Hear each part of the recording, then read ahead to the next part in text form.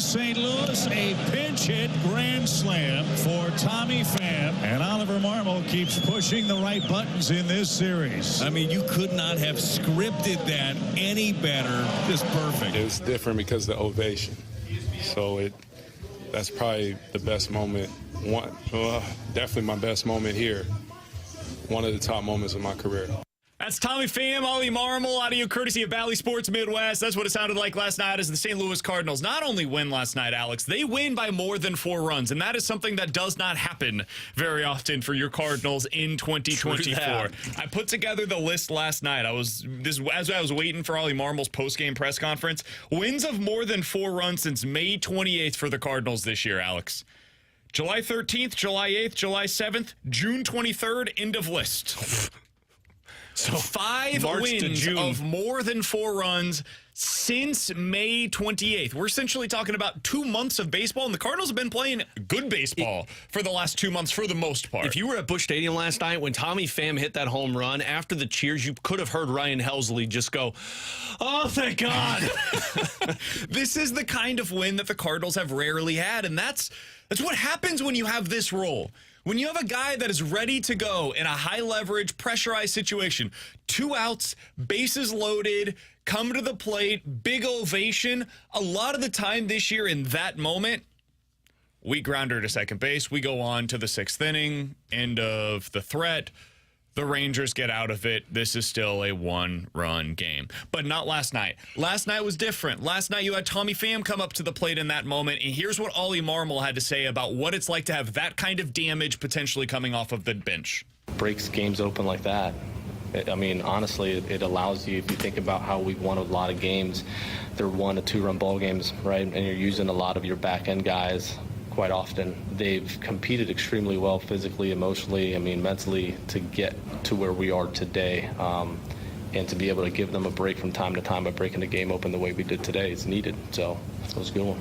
Alex, this is not a poop on Dylan Carlson segment. However, Dylan Carlson has 2 home runs against a lefty in the past 2 seasons. 2. They came in the same game. It was June 20th of last season against Mackenzie Gore. In his other 162 plate appearances against left-handed pitchers over the past 2 seasons, they've combined for 0 home runs. 162 plate appearances, 0 home runs. Last night, Tommy Pham, in his first plate appearance against a lefty pitcher in a Cardinals uniform, big situation, he gets the home run that they've been looking for. And this team also, by the way, had 0 extra base hits in pinch hit situations so far this season. Let me say that one more time. On the entire season, they were the only team in Major League Baseball that had yet to record an extra base hit in a pinch hit situation. Tommy Pham. Come on, man, too soon. Did that in his first opportunity in a pinch hit capacity.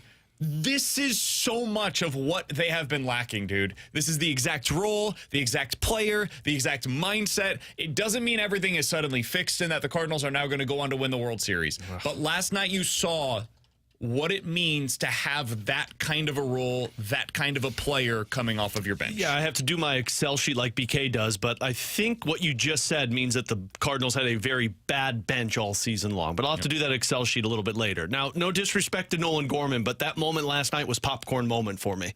Like, that was a moment where Best moment since blank for you. Best moment... Getting to that. Sorry, BK. Sorry, Alex. Best moments since August 18th, 2022. My birthday? Thanks, man. Didn't know that was your birthday. Sorry, buddy. I didn't stay up to date with your birthdays. No, that was the biggest moment because, like, I haven't gotten excited about a lot of Cardinals moments over the last couple of years. This might surprise some people, but that moment last night when Tommy Pham stepped to the plate with the bases loaded, because I think I've been ingrained by the Cardinals to think like, oh, well, this is not going to amount to much. And then he hit the home run. It brought me back. The last time I felt the way that I did last night watching Tommy Pham was when Albert Pujols was the pinch hitter against the Colorado Rockies with the bases loaded on August 18th. When Ollie Marmol went to him, and I think it was like the 3rd or 4th inning. It's the 3rd inning. And he's like, we're going to bust this game wide open. Pujols hit that home run, and that place went bonkers. I wasn't there last night. I was watching it from my couch in my house. and I could feel the energy at Busch Stadium. And I don't even know if that gives it enough credit, but that moment by Tommy Pham, that moment by Tommy Pham last night was the biggest moment for the Cardinals since Albert Pujols hit that home run. And honestly, if that didn't rejuvenate or get you excited for this Cardinals team, I'm not sure what else will, because that was a moment where a guy who has been a self-proclaimed gamer and winner, that's all he cares about, steps into a game and does something for your team that they have yet to do this season and have only done it 4 other times, and expanding the game. That is a massive moment for the Cardinals. And I'm not trying to overblow this, but I can't think of another moment that was bigger than that other than Pujols hitting that home run. Yeah, I would agree. And if it's not that home run, it's still in that Pujols season. Yeah. And We're probably going back to 22. That was the best, the coolest moment since 22. You can't think of anything fun from last year? I mean, Taylor Motter getting the starts at third base was pretty fun. Yeah, I remember being, why are we starting Why we stop playing him at third base? No, we were better than this. Oh, come on. They've had some cool games this year, some big wins this year. Nothing amounts to that, though. The build up to the moment, and for any of you that are listening right now that were at the stadium last night, it was like everybody realized at once that it was Tommy Pham that was in the on-deck circle. And then it happened right before they announce him. And then they announce, and now coming to the plate, it's Tommy Pham. You hear his walk-up song, and like everybody standing ovation, which was a cool scene in and of itself. And then you get into the heat of the at-bat, and you're like, I forgot. Tommy Pham works in at-bat as well as just about anybody. And that's the part that got me more excited. It's not like he stepped to the plate in the first pitch, he took it deep. He worked that count to get to a hitter-friendly count and then took it deep. Yep, and that is, all of that was the build-up. And then I'm in the press box, and Jeff Jones looks over. Sorry to out him, but Jeff Jones looks over at Katie and says, "Gone." And then 3 seconds later, boom, off the bat, right center field, gone, grand slam, Tommy Pham in his return. It's a grand fam. No, don't put that down. Are you kidding me? That's bad. I mean, what better play on words is grand fam? It was just such a great moment, man. It was such a great moment. And it's what this team needed. Yeah. They needed some legit pop, especially against lefties. They've been terrible. Second worst team in baseball. You guys know the stats by now against left-handed pitching this season. You could sense that, like, did you guys see the picture or maybe even the video of Paul Goldschmidt and his reaction to that moment? I didn't know he could get I actually excited. can't get over the reaction of Ali Marmol. I've never seen that man more excited than when Tommy hit that home run. Goldie was like intense in the dugout as Tommy Pham was getting his standing ovation afterwards, his curtain call. The team just looked like they were like, oh, okay, that's what we needed. That's what we've been missing. Out of curiosity, how excited was Nolan Arenado? I'm sure he was happy. I didn't see him personally. You didn't see him? He seemed happy. He wasn't in the okay. game yesterday. He was. I just figured not a you'd part of see the him lineup. on the bench getting excited. He was in the dugout. Yeah, somewhere. I saw Matt Carpenter. He got out of the dugout and he was. He was excited. Fist pump, Crawford fist was ready to excited. go. Dude, Burley gave him the big ass tap. It was.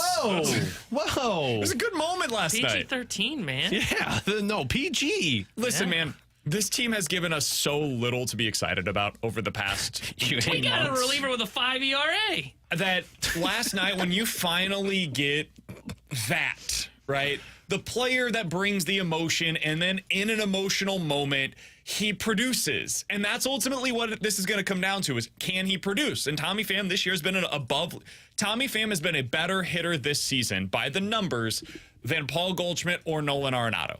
Let's put it that way. And so for him to be a part of, and that's just overall, that's not even talking about lefties, righty splits, anything like that. Just overall, he's been better than those two guys. To get that guy in your order and to be able to produce in a moment like that, it's meaningful. It's still sorry, T-Bone. It's still something I believe this team doesn't have. Now, I'm starting to see a little bit more with Mason Wynn and Alec Burleson of guys that can come through in big moments. But other than that, like, it's a lot of guys that I just don't buy can come away with the big hit in a big moment. Now you got a guy that can do that. Like, it's not because of what he did last night. It's because of what I've seen Tommy Pham do throughout his career. 4 for 4 in a World Series game. Yeah. 10 months ago. And I still go back to the 2000, and I know it was a while ago, but like the 2017 season, like 3, 4, 500 type of slash line for Tommy Pham. Like, this is a guy. This guy can play, man. Yes. He's got the ability to change a game. And that's the part that why I'm still so surprised the White Sox were like, yeah, sure, just take him off of our hands. It doesn't really matter. What the hell are they playing for? Well, better players. Not to be the worst team ever. Not just getting nothing. I think the part that got me excited last night, outside, of course, of the Grand Slam, is now it feels kind of like I think we mentioned this yesterday, or we kind of talked about it behind the scenes. It now feels like kind of an Ollie Marmol team. And what I say by that, not just the fire Tommy Pham brings, now he has something to where you can't really shut him down. You know, it had been this season. They're so left-handed heavy in this line, and we've talked about it. You can go to your top left-hand reliever, and you don't feel great about the Cardinals prior to the Tommy Pham acquisition. Now you look at it, and if he's on your bench, you say, now I've got that counter. Now I don't have to squint and go, okay, we're going to go with Carlson, but he hasn't really hit lefties, or, okay, I guess we've got Ivan Herrera, but do we want to burn him because we don't have a backup catcher if we do? Now you've got that piece that Ollie Marmol likes to have, which he can mix and match. He can now say, okay, you've got to think about it. If you do go to my lefty, all right, here's my trump card, and we'll see which one ends up winning. I think Ollie gets a lot of criticism from the fan base for like being a yes man and being a puppet and all these different things and whatever. We don't set that aside for a second. What I think is interesting is, to your point, T-Bone, on that, Ollie wants to manage. Ollie wants to like move pieces around and have a lineup that is not stagnant depending on righty versus lefty. He wants to have answers whenever an opposition goes to their bullpen. Like, okay, you're going lefty, here comes my righty. You're going righty, here comes my lefty. He wants to have answers in the bullpen depending on what is coming up for an opposing team. Like, those are the chess pieces that he likes to be able to use. And I think for much of this season, and this is basically what you're getting at there, T-Bone, he has lacked the necessary pieces to adjust. He has had to, he hasn't been able to be reactionary at all. There is no like, okay, you go here, I go here. It's just you go here. Oh, hopefully we're okay with that because we're going to have to take it. We're just going to have to eat whatever it is that you're throwing our way. And teams can expose whatever the weaknesses are on the Cardinals roster without the Cardinals having any sort of answer for it. And now that changes. We talked about that early on in the season. I remember there was a stretch where it was like 3 straight games where it was like, man, the game is like finding you at the wrong time at the bottom of the order. Where it is, okay, we've got a runner at second, 1 out.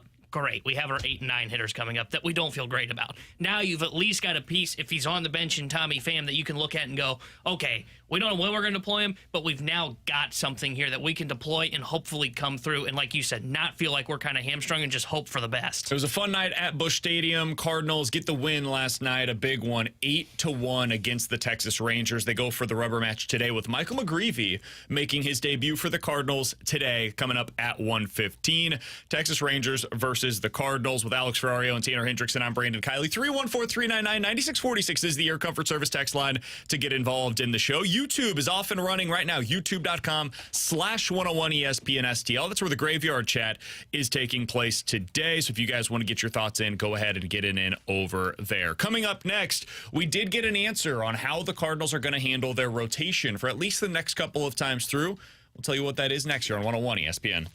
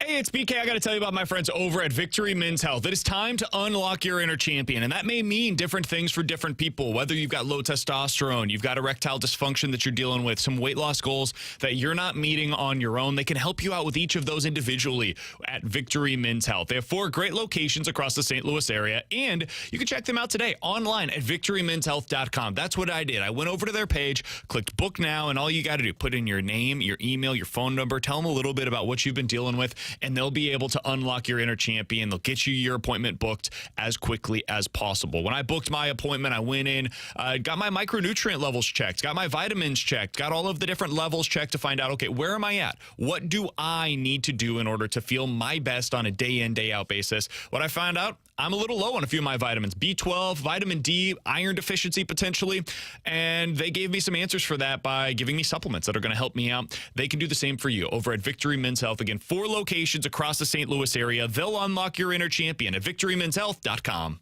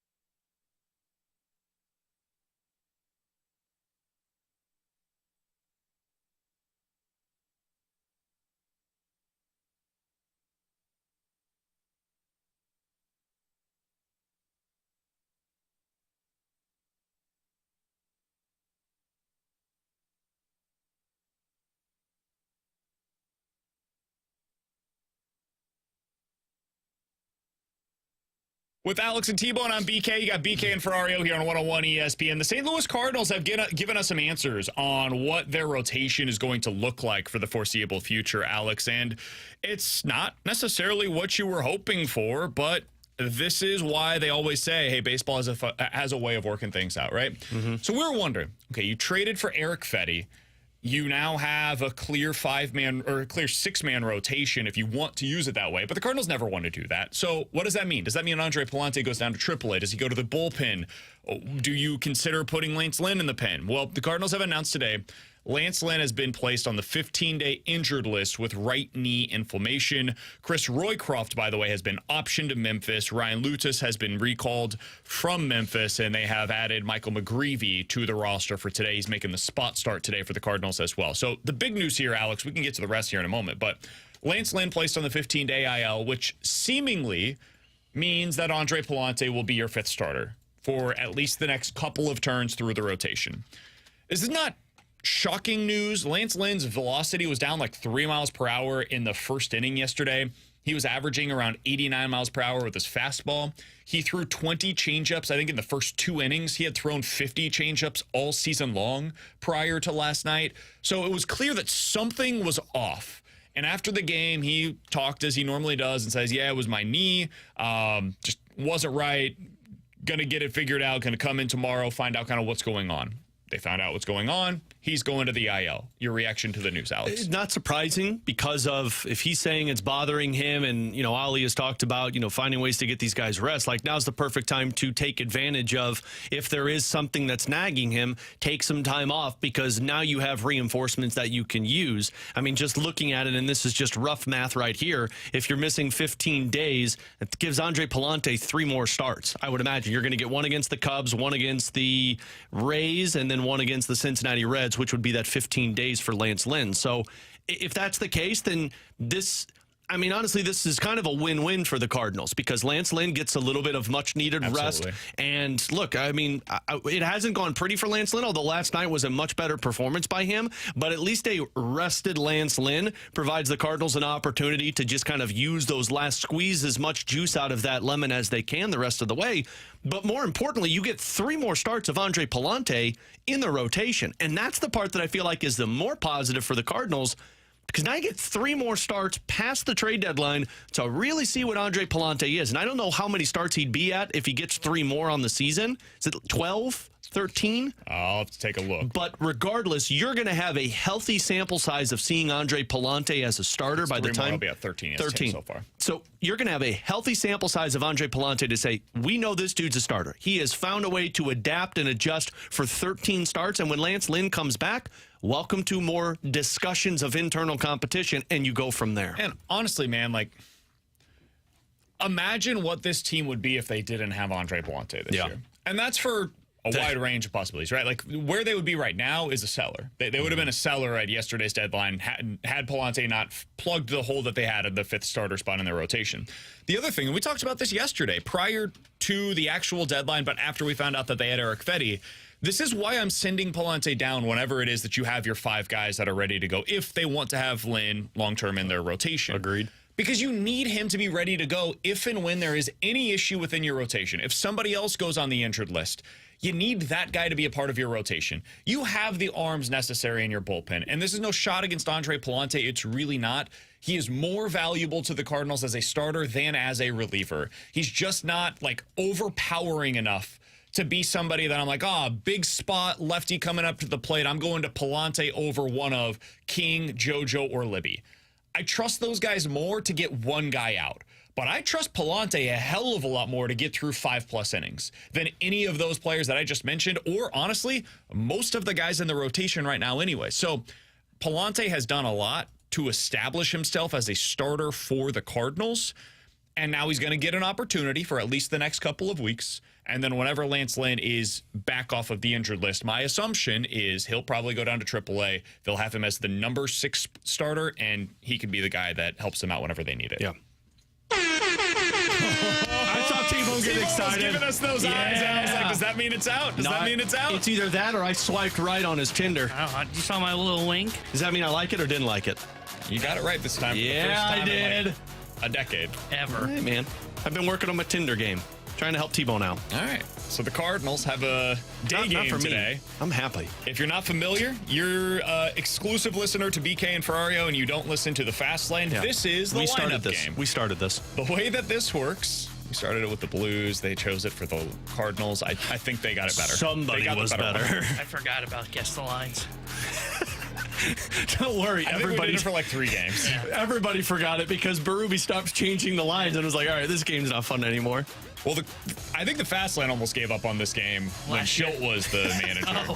So they're like, just what they did yesterday thing. and what they did the day before that. But anyways, God for Ollie. We will guess the lineup 1 through 9. T-Bone will play the Sounders for us if we get it correct. He'll play a buzzer if we get it wrong. Andrew Heaney is on the mound today. He's a left-handed starter for the Texas Rangers. If you're curious, hey, BK, what's his splits look like? It's interesting. Super reverse splits against Andrew Heaney this year. So the lefties like to hit. Lefties have a .320 batting average and an .820 OPS against him. Righties batting .225 with a .685 OPS on the season. Wait till Tommy Pham gets a hold of him. That has been the case over the last couple of seasons. He is a guy that, for whatever reason, kind of like Andre Pallante, reverse splits. So, Alex, I will give you the honors. Batting leadoff for the Cardinals today against Andrew Heaney is Tommy Pham. No, it's not Tommy Pham. Mason Wynn. Show me Mason Wynn. Game, and this thing's all over Instagram. It's like, this guy threw a ball 100 across the time. That's awesome, but how many throwing errors does he have? Shut up! So All right, this is the one for part I one. wonder if Tommy Pham's in. You put Pham in the 2-hole? So the reverse splits make me wonder if they just stick with Burleson here. That makes sense. So I'll go Burley Or- here, but I wouldn't hate it if they decided to go with Tommy Pham. Yeah, because they haven't used Contreras in the 2-hole. Contreras has been he's the been 3 spot. 3-4. Okay, I like that. Let's go Burley. What a shame. Okay, gonna do it. Is it my guy? I hope it is. Oh, man. Show me some Tommy Pham. Sorry, guys. Damn it, Ollie. Come on. Now's your moment. Do you go Goldie? Contreras? Contreras? Do you think about going Contreras too? Dude's hitting. Might as well. Sure. Let's go Let's Wilson. go Contreras. Wilson. Well done! Well done! Like it. Well done! Well done!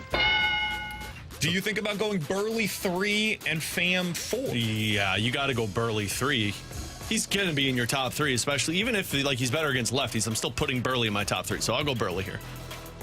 Burley, you're so rugged and manly. Ollie loves him some Tommy Pham, so you know Pham's got to be 4, right? I love if Pham is You a know cleanup he hitter. is. It's perfect. Golly. Please give it to me. What the H is wrong with you guys? Come on, Ollie. This is Mo's fault. He wrote the lineup. Is this Goldie? Or is this Arenado? You know, gets his day off, had his time, and now he's going to go back in the cleanup spot, and he's rejuvenated. I really hope that's not right. It's one of the two. It's Goldie or Arenado if it's not Pham. And Goldie looks good right now. Yeah, Let's Goldie's go been hitting good. I'll go Goldie. Cool. You're wrong. Oh, it's so Arenado. It's so... Look, T-Bone just laughed. It's so Arenado. Nolan Arenado!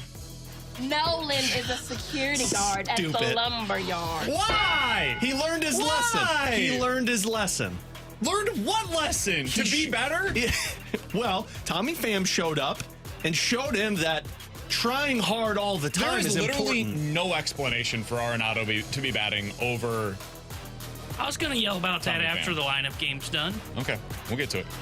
All right. Batting fifth. This is Tommy Pham. I'm going to keep saying Tommy Pham because I just want to hear the drop. I hope so. Do you want to go Tommy Pham or do you want to go I'm Goldie? going to guess Tommy Pham every spot in the order until we get Tommy Pham. Fast lane method. Tommy Pham. No, no, no. Paul Goldschmidt. Goldie, gotta get your veterans. I love gold! Don't take the dude who just hit a grand slam in his first at-bat in an ideal position to hit. I told you what I'm going to do. I told you what my... This is Tommy Pham. If Tommy's not hitting in the top 6, I will be livid. Give me that Dom Toretto drop. You don't turn your back on family. Let's go! God, I got goosebumps on that one. Do you think he's starting in center or right, left? Ooh, no, I don't think you start him in center. So, who else would be your outfielder? So Burley's going to be an outfielder.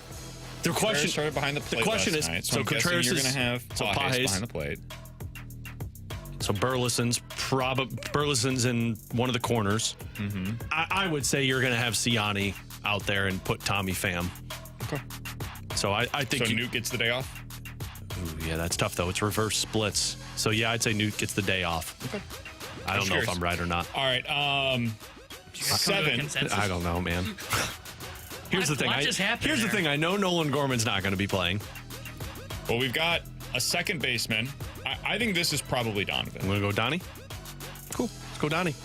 All right! Way to go, Donnie! So if he's your second baseman, then that means you're going Pages, So we're going Ciani. Pages and Ciani or Newt and Pages. I'll say Pages, Ciani.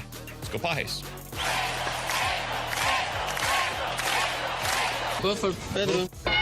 And now Michael Ciani.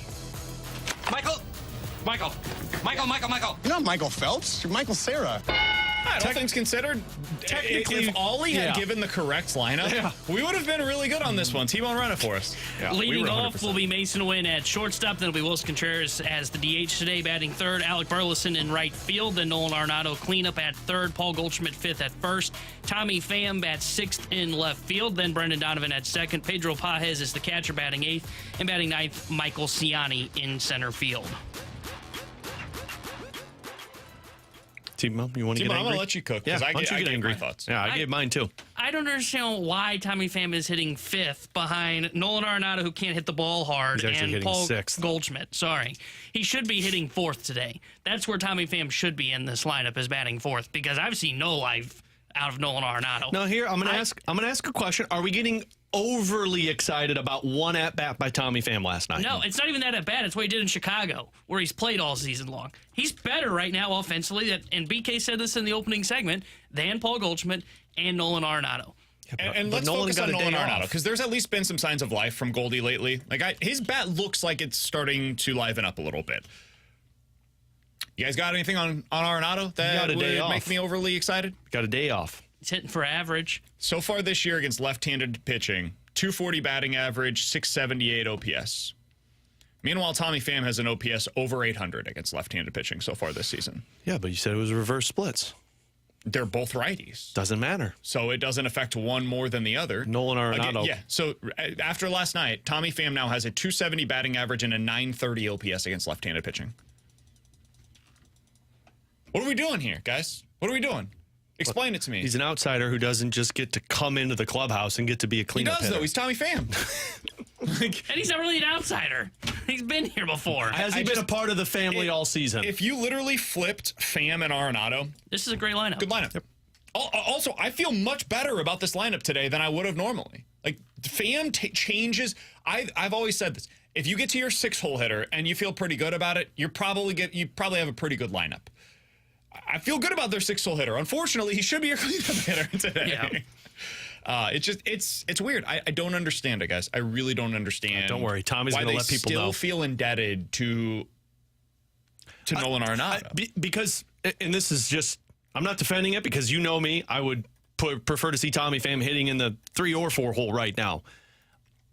I got to imagine it's because the only way this team hits its ceiling is if he starts hitting. Well, he can start hitting in the 6 hole, just like Goldie started hitting in the 7 hole. I think you got a player, though, that doesn't want to play anywhere other than the 4 hole. You know where he should be next year? Not St. Louis. Yeah, good luck moving on from the $35 million. It's about production. Tommy Pham told me last night, ultimately, this game is about production, and I'm here to produce. Nolan Arenado should have a very similar mindset. If he wants to be batting cleanup, cool, produce like a cleanup hitter. Tommy Pham does against left-handed pitching, and that's why he should be there for right now. Coming up next, it's the final edition of the Major League Baseball trade deadline. My throat thanks you. Roundup! Yeah! Coming up here on 101 ESPN.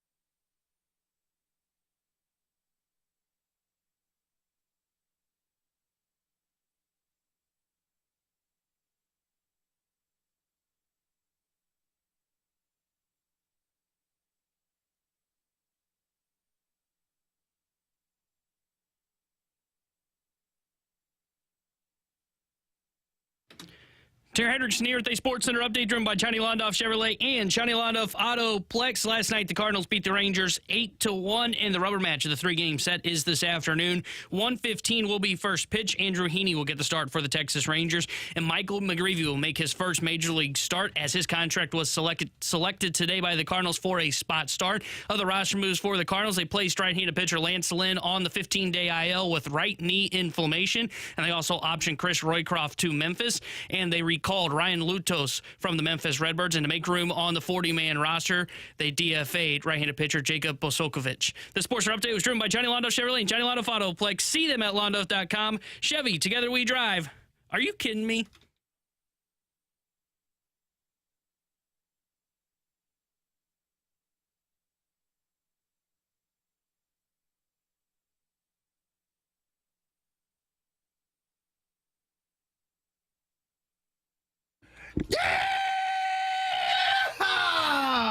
It's time for a Major League Baseball trade deadline roundup here on 101 ESPN. It's the final one, so if you love this segment or hate this segment, you're either happy it's gone or sad that you won't hear it for another. How could you hate this? Don't worry, we're going to change our fantasy football Fridays to Friday roundups for fantasy football. So, for the health of all of us and the listeners, we're not going to do that. Let's start with this, Alex. These ended up being the best starters that were traded at this year's deadline. I'm curious where you guys would rank Erick Fedde on this list, the guy that the Cardinals ended up acquiring. Jack Flaherty, Yusei Kikuchi, Zach Eflin, Frankie Montas, Aaron Savali, Paul Blackburn, Michael Lorenzen, Trevor Richards, Alex Cobb, and James Paxton. Those are probably the 10 best pitchers not named Erick Fedde that were dealt. If you had to peg where you have Fedde in that list, where would you put him, Alex? I mean, we're all on the same page. It's Paul Blackburn. Best available pitcher. I had him too. And if Blackburn? you include... No, Fedde. If you include Flaherty's injury issues, which are apparently significant, the Yankees, it was announced yesterday, nixed a deal that they had agreed to because of Flaherty's medical records. Heard something about that in the past year. That would be, you could make an argument that he was, given the contract, having another year of control and the lack of injury issues that we're aware of at least, Fedde could make a pretty strong case as being number one on this list. I would still put Flaherty, even with the back issues, if we're going off of who he is that they acquired, that's the best pitcher available. And I would put Fedde too. I mean, if Flaherty gets hurt, Fedde could look like the best pitcher acquired at the trade deadline. And the fact that none of those big guys got moved, no surprise here. Pushes Fedde towards the top. I think Fedde is better than what Yusei Kikuchi is, and unless Flaherty stays healthy, I mean, Fedde could be number one at the end of this season with the team that acquired him. Yeah, I would have Flaherty one. The injuries, I know it's a concern for the Yankees. I think he's the best arm available, and I think you shoot for the stars when you get that kind of an arm. So I think he's one, but I do agree. I think there's a chance Fedde ends up becoming number one because I think he was clearly number two. I think there were three tiers. I think it was Jack Flaherty, clearly tier one of the guys that got moved.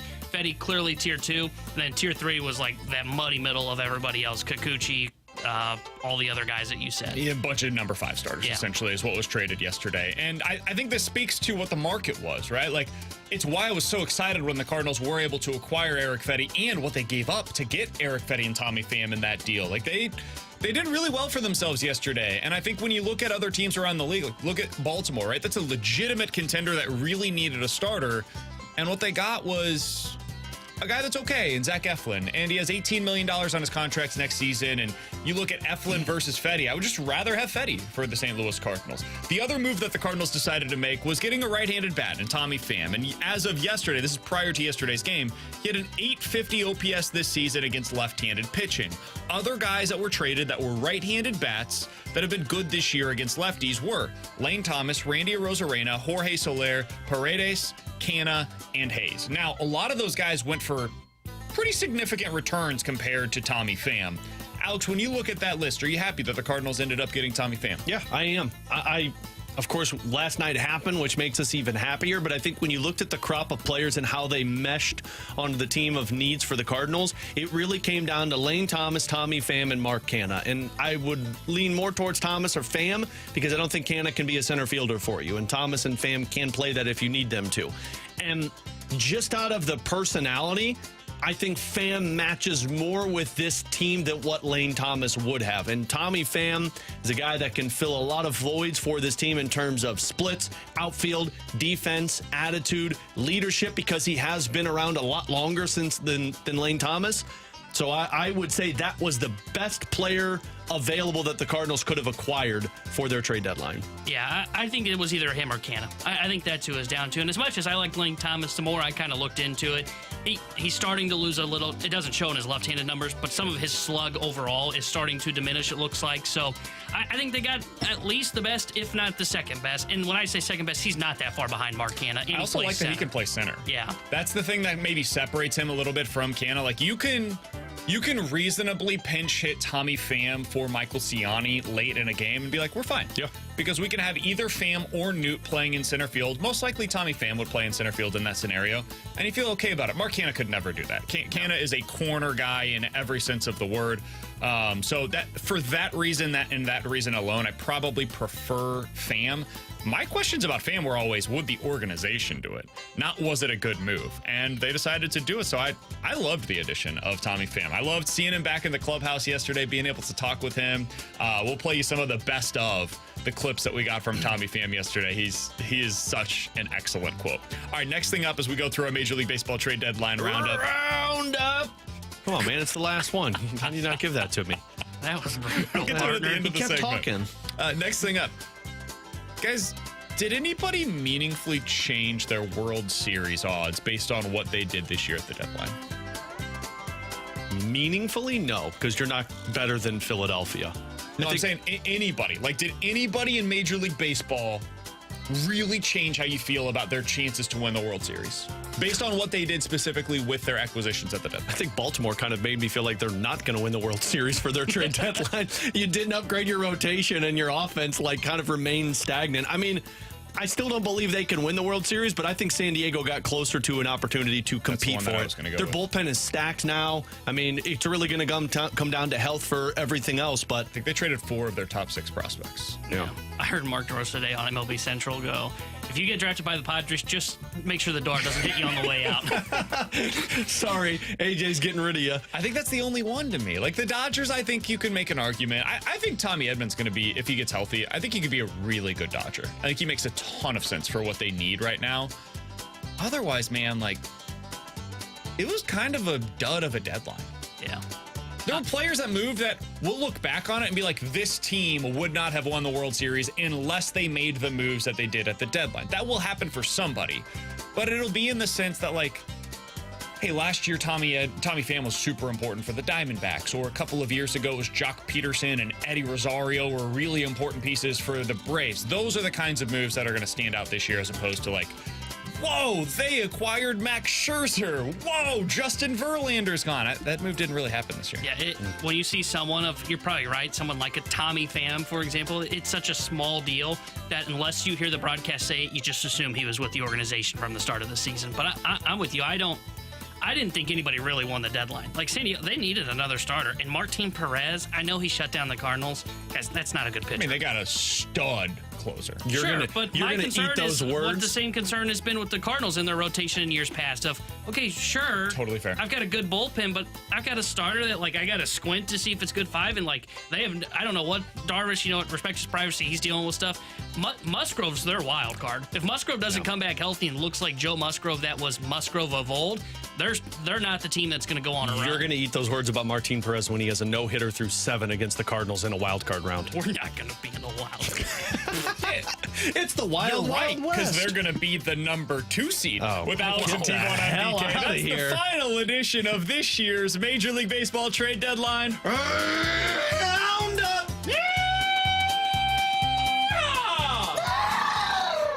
Questions and answers The horse. next here on 101 ESPN.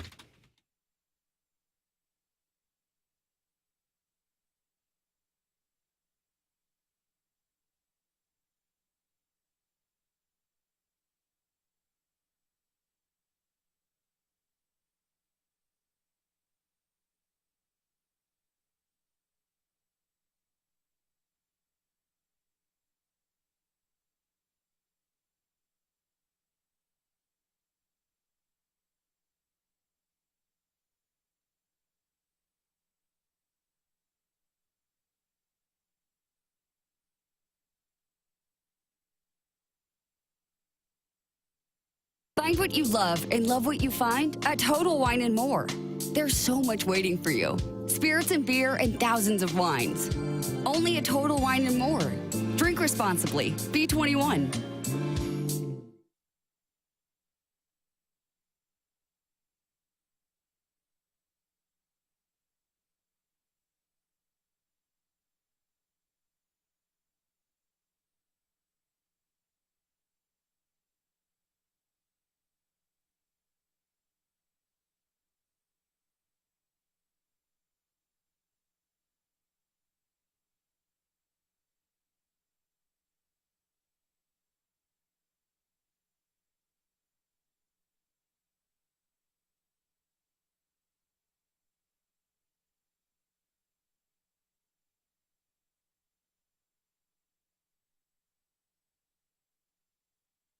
Don't settle for normal when you deserve to feel exceptional. At Mentality Men's Health, we've consulted over 23,000 men who were told their testosterone levels were, quote, normal, despite feeling anything but. Remember, normal ranges can be as varied as the difference between an 18-year-old and a 90-year-old man. If fatigue, weight gain, or a lost drive have become your new normal, stop. Go to our website, schedule an appointment with Mentality today for a second opinion that could change your life. Join the thousands of men who found their true normal with us. Schedule in St. Louis at lowtusa.com. That's lowtusa.com.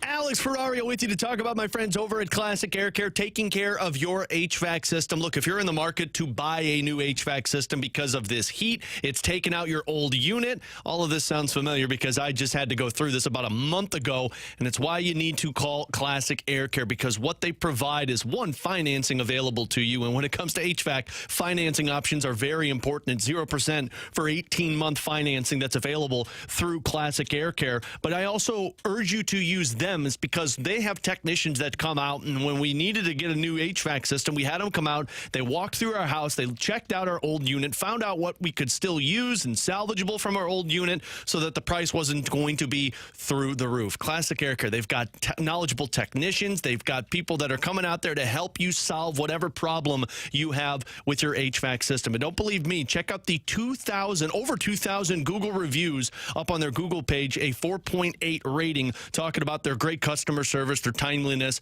and their knowledgeable technicians. Give them a call today. Tell them Alex Ferrario sent you. That's Classic Air Care, or check them out online at classicaircare.com.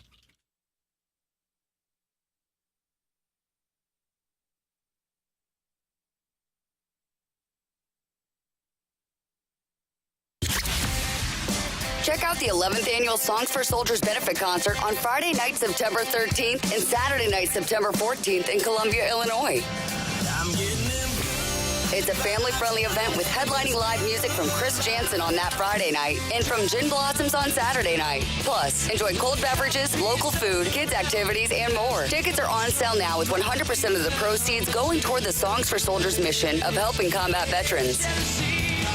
Get more details on this year's Songs for Soldiers benefit concert at songsforsoldiersstl.org.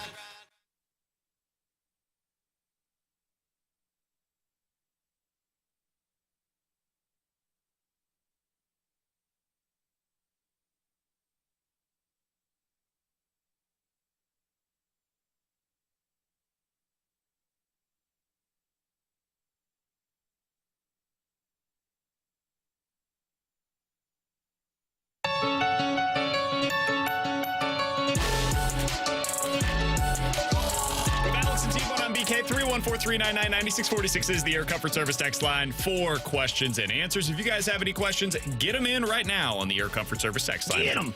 From the 636, guys, is it just me, or should different types of home runs receive different types of fireworks? A random home run in the third inning versus a walk-off grand slam. They both have different weight to the game. What are your thoughts? Well, I don't think I have a thought on that one. I would say the fireworks are just tied to the home run. I don't really think are they talking like a pyromaniac go off or a walk-off home run versus just like a pew bottle rocket in the second inning? That would be a sad home run for the third inning. Like, imagine being the guy who hit a home run in the second inning. It's a grand slam, but it's the second. It'd be like so anticlimactic.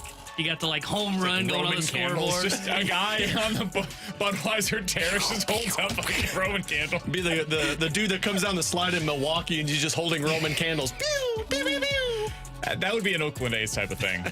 For sure. I think you should just celebrate all of them. I enjoy it. So, all right. From the 636. Thanks for the laugh. If Gio doesn't get claimed on waivers, do you think they would assign him to Memphis or outright release him? Mo made it pretty clear yesterday the plan is to release Giovanni Gallegos. So hopefully that clears that does the guy dirty. My thought was Gio Price said I don't want to go to the minors. Oh, yeah. I think he probably can get a big league job somewhere else. Maybe not on a contender, but somewhere. But it's a minor league deal with another team. I think you'll see Gio again. Nobody claims him, but they can sign him for a free agent for basically nothing. Correct. Yeah. All right, from this 314, guys with the early underperformers now starting to perform better. Do you think the Cardinals stand any shot of getting a wild card, or is it division or bust for St. Louis? It's going to be hard to get a division. A wild card. The Mets, Padres, and Diamondbacks have been playing some elite baseball. Like, all of them have been like 7-3, 8-2 in their last 10 games. I think your shot is going to be against the Milwaukee Brewers to get that division crown. But it's not just you fighting for it, because Pittsburgh is also fighting with the Milwaukee Brewers. And like we've talked about, you got better. Still think Pittsburgh's pitching staff is elite to the point that I don't know if you can take that down. Yeah, I actually think it's probably wild card or bust. I'm getting to the point now where, hey, man, I'm going to tip my cap to the Brewers. I don't think they're doing anything in October. I don't understand it. But they continue to win. They continue to prove me wrong. Has there ever been a team that you believe in less that is as good as the Brewers are this year? Do the Marlins count from last year? No, this team's better than the Cardinals in 2019. I guess that's fair. It's just weird because, like, everybody looks at the Brewers and it's like, good for them. And we'll get to October and everybody will pick against the Brewers in their wild card series. Everybody will. It'll be almost unanimous. It reminds me of the 22 Brewers. Because weren't they like a 90-win team? And I think they won the division, and then they were like just out in a pile of dust in like 3 games or something like that, 4 games to somebody. I don't know how you get to the wild card. I think the Mets, Padres, and Diamondbacks are all better than you. I don't think they're significantly better. That's why I think they're all the same. I kind of agree. I think they're all like. I think their offense is better. I think every team has a major hole. Like the Padres, they have a hole in their starting rotation. Arizona now is going to lack power. The Cardinals have the most depth rotation-wise of any of the teams that we're talking about. Their offense, even with Tommy Pham, though, still concerns me. Maybe the exception would be the Mets. The Mets have a pretty deep rotation, even if they don't have the number. Their offense, the Cardinals' offense, still concerns me. That's in at least looking at the Pirates and Diamondbacks of their pitching staff. If you're going head-to-head, I would take those teams because they're pitching versus your offense. Did you know that Sorry, totally aside. Do you know the Braves have only scored 5 more runs than the Cardinals this year? Yeah, they've been terrible. Yeah. They're the team they've allowed 100 fewer, but they're the team though that's going to fall out of it. They're the team that I don't believe is going to be in. I think it's going to be 3 of Mets, Padres, Diamondbacks, Pirates, Cardinals. And 3 of those 5 teams. And I think the one reason that I guess I still say, like, hey, they can stick around in this wild card race, even though I still question their offense, and I think that is what prevents them from going deep in October. The reason I say they can hang around, I thought this team was done when early on in the year and they didn't have Goldie Arenado hitting. I thought there was no chance they could win. They proved over a, month and a half, 2-month stretch, and they can win without those guys, and now they've got some reinforcements. Man, imagine if Goldie actually is, like, really heating up. Yeah, it's for real. It does look better. It just... I don't know what it is. I don't know what specifically has changed for him, but as you're watching him lately, he looks different at the plate. He looks more comfortable. He looks like he's hitting the ball harder. His last 9 games, he's batting .295 with a slugging percentage of .620. He has 2 doubles and 3 home runs in that stretch. This is looking more like the Goldie of like the first half of last year. Not MVP form, but prior to him falling off of a cliff. That's kind of what we're witnessing right now. So I've seen it once before. He had like a 15-game stretch where it appeared that he was heating up, and then it all just came crashing back down to earth again. Hopefully this one's real. And if it is, it really changes the complexion of this lineup. If he can just be 15% above league average, that really changes the look of things for the Cardinals. All right, for Alex and T-Bone, I'm BK. Coming up next, what is your level of confidence right now in Erick Fedde? It feels like this move was, everybody expected it to happen so much that the analysis post-mortem on the trade is just like, oh, cool, the Cardinals have Erick Fedde. What is he? What do the Cardinals now have? How much does he change the look for this rotation for now and for the future? We'll talk about that and let you hear some of the best of from Tommy Pham's Day One comments next year on 101 ESPN.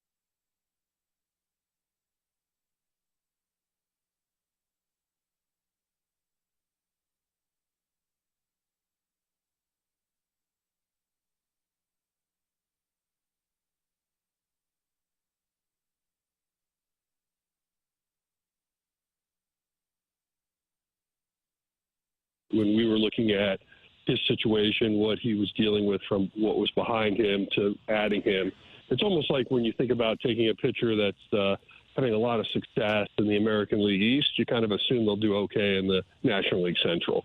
And so we do feel like he'll get a bump, and hopefully he can give us those innings, because that's ultimately what we need.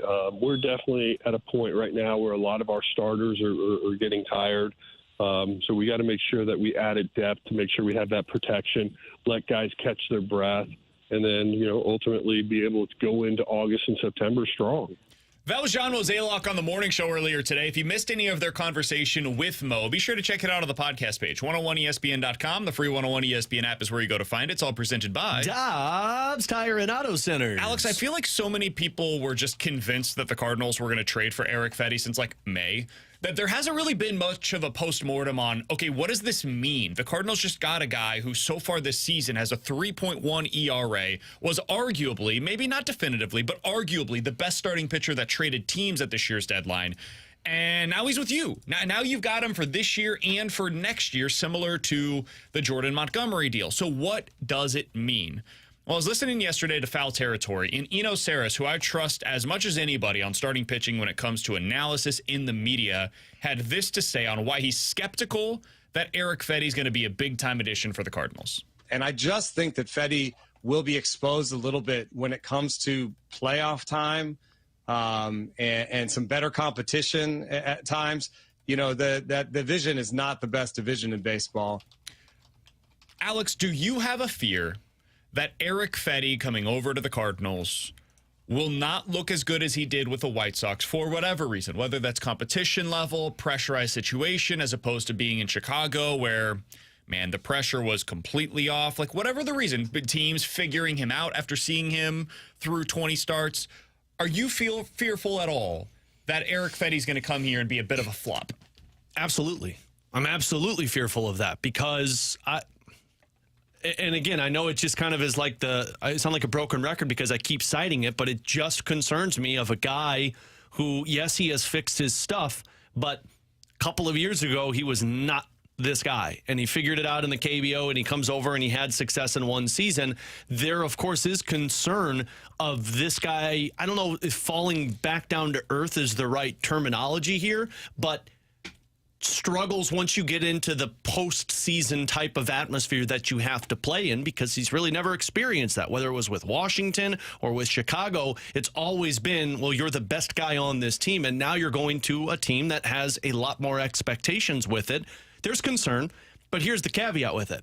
There was going to be concern with every type of pitcher you acquired at this deadline. I would have been concerned with Jack Flaherty that he wasn't going to be the same pitcher. The only guy that I wasn't going to be concerned about was a Chris Bassett, a Max Scherzer, or a Nathan Eovaldi. You know why? Because they've been doing this for about 10 to 12 years. So anybody you would have acquired, Kikuchi, if you would have gone and got Zach Eflin, if you would have traded for Jack Flaherty, I would have been concerned the same way that I'm concerned about Erick Fedde. And to me, it's just lack of experience in this type of atmosphere. Yeah, I have some concern as to where he just kind of, to me, I think what he's going to end up being is like a guy that's like a barely sub-4 ERA guy, probably more of where Kyle Gibson is. He's at a 3.97, and this is what a Kyle Gibson really good season is what you're getting this year. And I said, I think he's like a little bit better version of Kyle Gibson. So I think worst case scenario, he probably normalizes a little bit. But the fact of the matter that, in his last 4 starts, he's been good prior to being traded. He hasn't really shown a bunch of signs as being the guy that, oh, hey, this was a one-off. I'm not overly concerned that all of a sudden he's going to come here and look like one of the worst pitchers in baseball. I don't think that's a concern. I think he's going to look like a number 3 for you. And granted, they needed 2. But at this year's deadline, we talked about it, one of the best pitchers available, which is a number 3. I don't have that fear, and maybe that's me being stupid. Hey, come on. Treat yourself better than that, man. This is what Erick Fedde has done this year against the top 10 offenses in Major League Baseball based on their OPS. Now, he hasn't faced, I don't think, any of the top 4 offenses, so that's worth noting. But against Milwaukee, 5 innings, 4 earned runs. Against Arizona, 6 innings, 2 earned runs. Against Baltimore, 6 innings, 0 earned runs. Against the Dodgers, 6 innings, 4 earned runs. Against Minnesota, he had 2 starts that went in total 11 innings, and he allowed in total 1 earned run. Against Kansas City Royals, in total 10 2/3 innings, in total 1 earned run. Add all of that up, and against the top offenses that he's faced so far this year in Major League Baseball, he's gone 45 innings, has allowed 12 earned runs, and has a 2.4 ERA. So he is, in fact, better against the best offenses that he has faced than he is on average against the lesser offenses that he's faced so far this year. It doesn't tell you he's like bad against the bad offenses. It just tells you like when he goes up against good opponents, he's been good this year. I don't have a real fear, and maybe, again, this is me being stupid or me being ignorant. I don't have a fear that he's going to like somehow wilt on the vine because he's going up against better teams. I do think that you'll probably see the ERA of 3.1 drop or go up, I suppose. I think he's going to have a worse ERA at the end of the season than he has right now when he was traded to the St. Louis Cardinals. But that's more because it's hard to sustain a 3.1 ERA than it is. I think he's going to get like knocked around. I think he's going to be a quality start machine. He's going to give you innings down the stretch, and he's going to be a guy that if he's a number 3 starter in your playoff rotation, you feel really good about. Where it goes awry is when he's your number 2 starter. And that's where the Cardinals are at right now because they do not have a prototypical number 1 or number 2, however you want to look at it with Sonny Gray. And so that's my real fear. It has nothing to do with Fedde, though. Fedde, for what he is, $7.5 million next year in, cheap for the remainder of this season, for a legit number 3 starter, similar to Chris Bassett in that regard. I think he's going to live up to every expectation that you have if that is what your expectations are for Fedde. I don't really have fear of that, personally. Yeah. I mean, I didn't give up much to get him. If they had given up, like, Nolan Gorman or something in this deal, then the expectations would be artificially higher. But they gave up Tommy Edman, who hasn't done anything for the Cardinals this year. And he's making $7.5 million. Like, the bigger part of this, too, is if you would have done the same trade, like let's just say the exact same trade took place where all you gave up was Tommy Edman and you got Zach Eflin, I'd be more concerned because that's $18 million that I'm not sure who he is. Sure. At least for Erick Fedde, let's say it is a 4 ERA and he's not the number 2 that we thought he was. And I think all of us can agree he's going to be more forced to be a 2 than he actually is a number 2. But he's $7.5 million. That's like Andre Palante being a 5 and making less than $1 million. I'm good with that. The bigger issue would be the Cardinals not trying to upgrade on that. Correct. And just standing pat with him. So the concern is going to be there no matter what. But like we've always said, this made your team better. Your starting pitching was not going to be the reason you don't go far or even make the playoffs. It's going to be on your offense. I think where you see, and this is why like what I said was kind of like I know what Erick Fedde is, so like I'm not trying to set my hopes too high for what he's going to be for the Cardinals. I think where you really see where some fans may say that he didn't live up to, if you want to call it the trade expectation, is because he's got to slot in to be the number 2. And he's not a 2. Like he's a 3 at best. And I think where you're going to see some Cardinals fans get probably frustrated by the time we get done with the Fedde experience, whether that be next year or this year, is he's another piece that's playing one spot higher than he should. And that's why we've talked about this in the past. Why was Harrison Bader not that big of a guy for Cardinals fans, even though he was great defensively in center field? It's because he had to like hit 5th in the lineup. Yeah. In a lineup where he shouldn't have been hitting 5th. Same for like a Paul DeYoung. Paul DeYoung should not have been a guy that was hitting like cleanup for the St. Louis Cardinals. Should have been a 7-hole hitter. Yeah. And the pop that you get out of him is a plus, not a necessity. Exactly. And the problem the Cardinals had was they didn't have a lineup to do that. So what do? They have to bump him into a role that he shouldn't be in. Scotty was the same problem. He was a good hitter. He just should have been batting 6th. Yeah. Exactly. So what happens like is fans... Yachty was a 5-hole hitter for like the last part of his career. Yeah. But what happens is fans look at that and say, oh, okay, so Erick Fedde's got to pitch like a number 2. I'd be shocked if he ends up pitching like a number 2. He's going to look a lot like Kyle Gibson. I just think people really need to come to the understanding that this is not a number 2 pitcher. He's going to be in that spot. He's not a number 2 pitcher. So I tend to agree. The one place where I will push back on what you guys are saying a bit is that I also don't think Jordan Montgomery is a number 2 starter. I think Jordan Montgomery is a number 3 for a good team. But last year he was a number 2 starter for the team that won the World Series.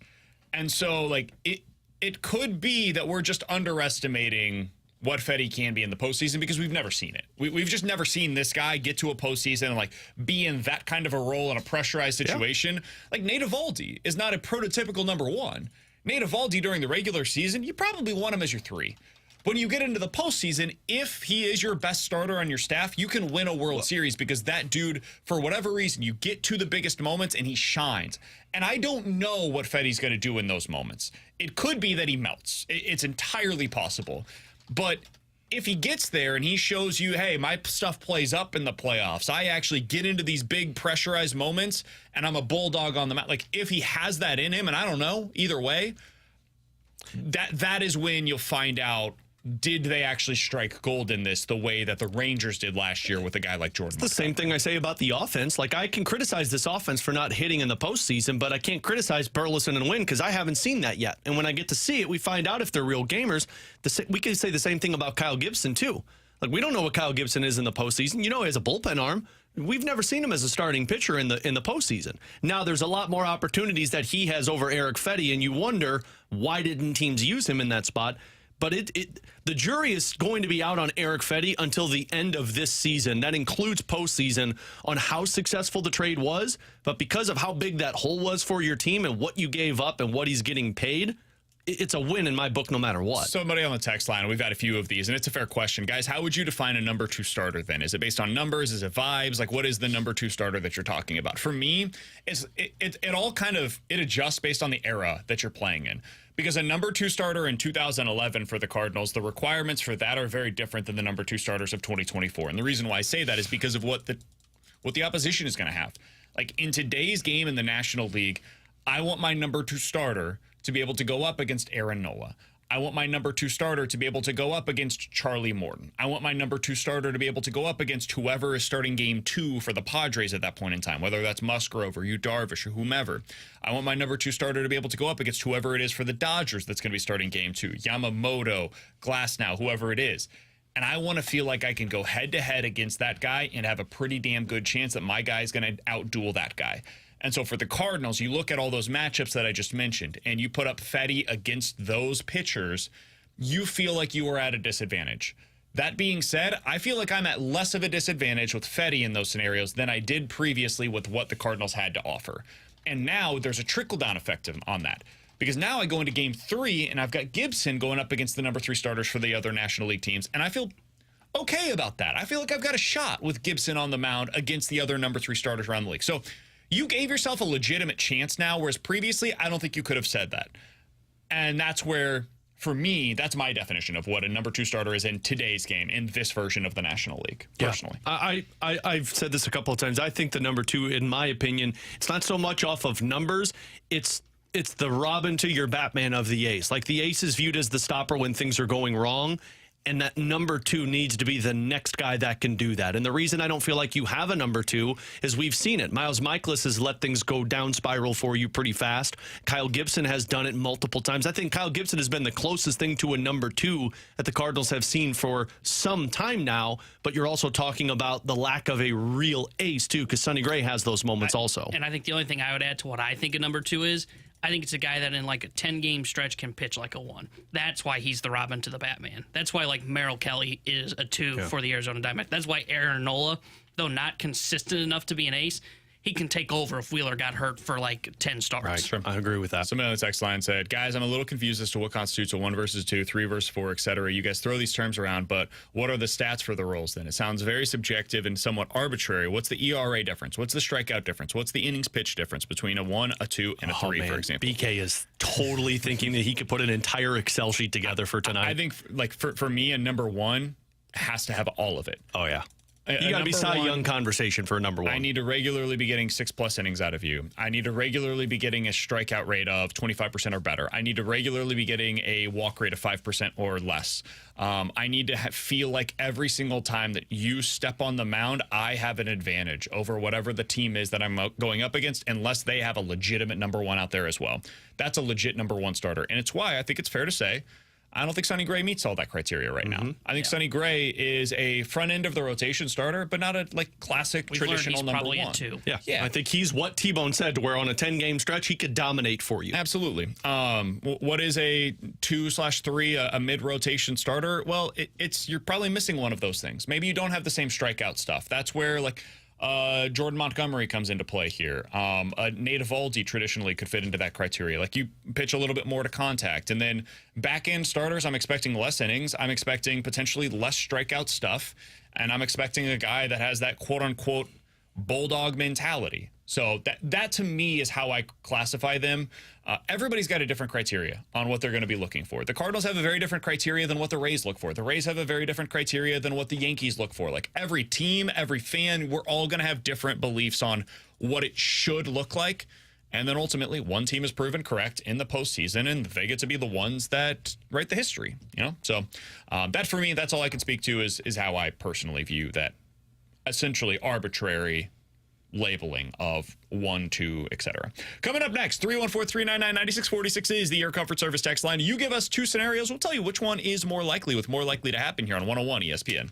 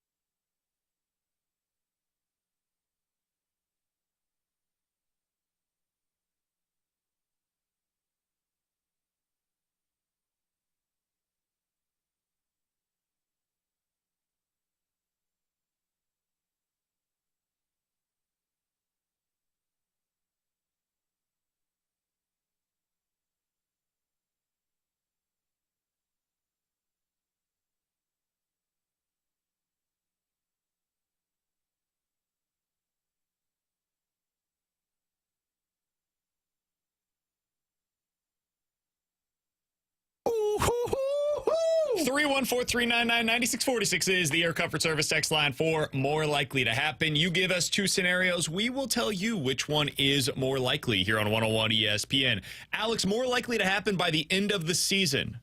Tommy Pham is an everyday outfielder for the Cardinals, or Nolan Gorman is your everyday second baseman for the Cardinals? Pham in the outfield every day, Gorman at second every day. I'll say it's Pham in the outfield. I don't think they're going to continue to use Gorman at second base because unless that bat gets fixed, I don't think that plays in your lineup right now, especially with Brendan Donovan. I think your best options now in the outfield are Rounduppp, Michael Ciani, and Tommy Pham, and I think that's the outfield you go with moving forward, and Burleson can be your DH. So I'll say Pham. Twice in the last 7 days. Gorman's been at second only twice in the last 7 days. He's hit eighth in both of those games. The last time he hit above eighth was July 14th. I don't know about you guys. Sounds like somebody should head down to Memphis and get some reps. I think it's got to be on the table here pretty soon if this doesn't get fixed. I also think he's an interesting bench bat. I do too. I don't know, man. The strikeout stuff when he's seeing 4 at-bats every single game versus seeing 1. But, like, you get into a late-game situation, righty on the mound. You've got, I don't know, let's say it's Ciani coming up to the plate. I could see it. Pinch hit with Nolan Gorman in that spot. Just you're down by a run or two. Potential for the damage that he can do at the plate. It's a good bench bat for you. I totally agree. He has the potential to be a good bench bat for you. I totally agree. That's something you want in a big-time moment. It's hard for me to trust that off of the bench when I've seen it get 4 at-bats every single game and still struggle to see the ball. He hasn't played a lot this. I mean, he mentioned he has played, 2 of the last 7 or something.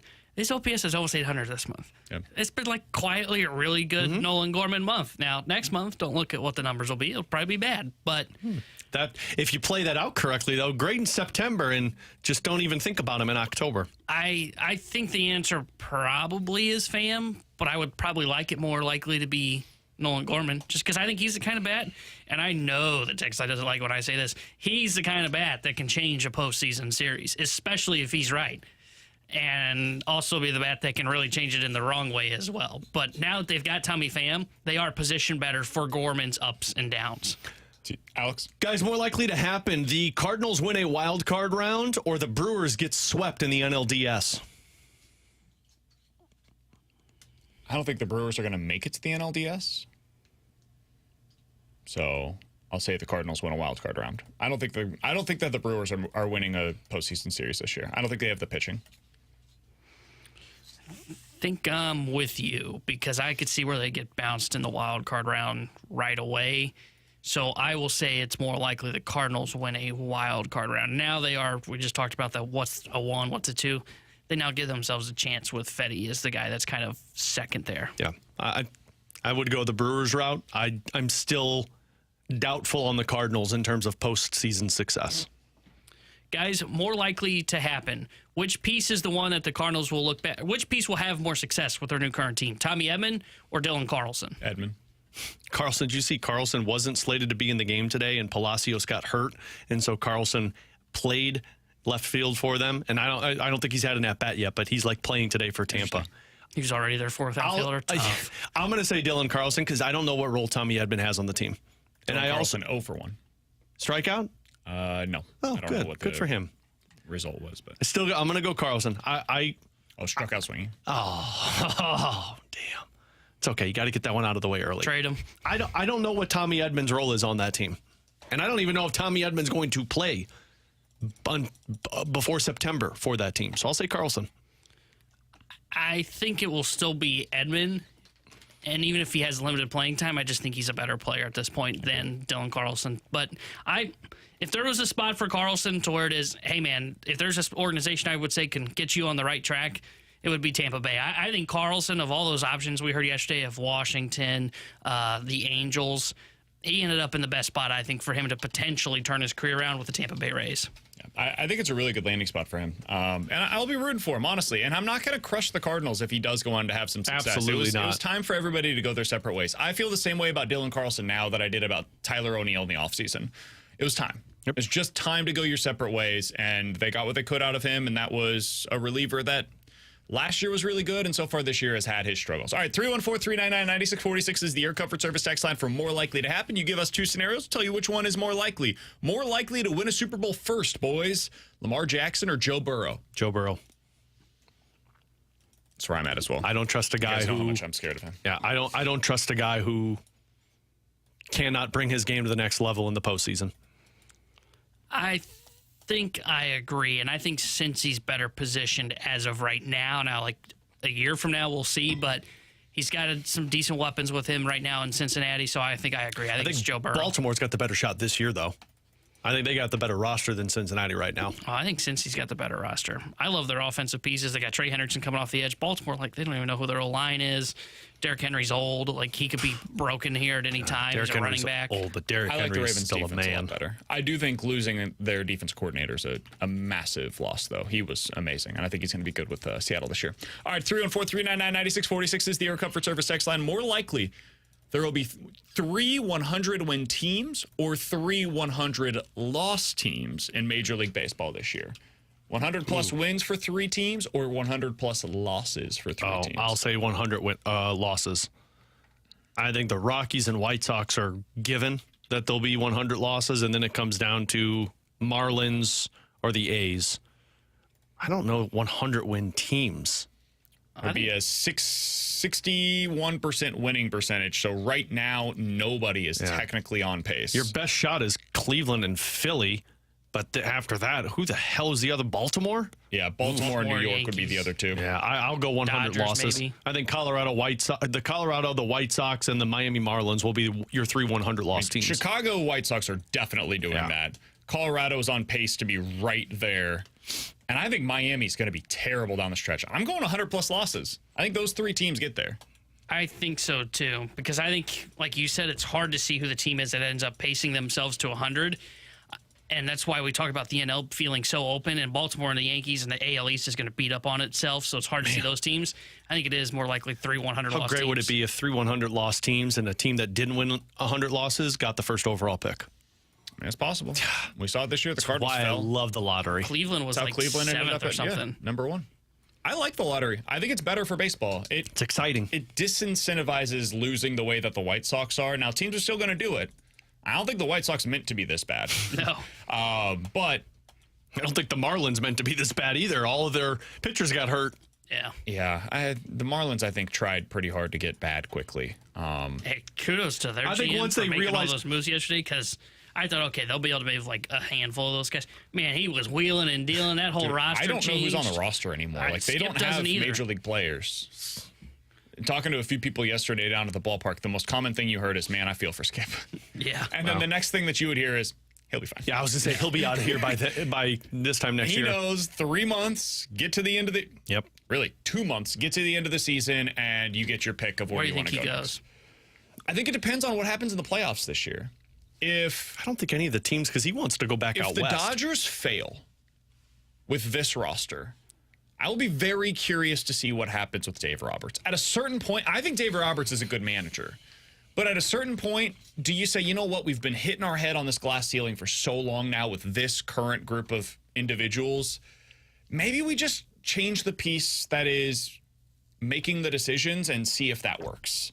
I don't know if it would actually be the thing that unlocks what they need, but I think the Angels make a lot of sense. Spot to me. And then New York is obviously one that people will bring up. I think the Angels makes a lot of sense. I know they just hired Ron I don't Washington. think he wants to go there, man. Yeah. I mean, that organization is basically what Miami is, just not as bad. Maybe Seattle, depending on what happens there. Maybe Toronto, depending on what happens there. The real question is you want to be the manager, or do you want to go back to doing the I think you want to manage. Bench boss? I think you want to manage. I think the Dodgers are the team for me. And the other one that I would point out, you mentioned New York. I'm assuming you meant Yankees. Yeah.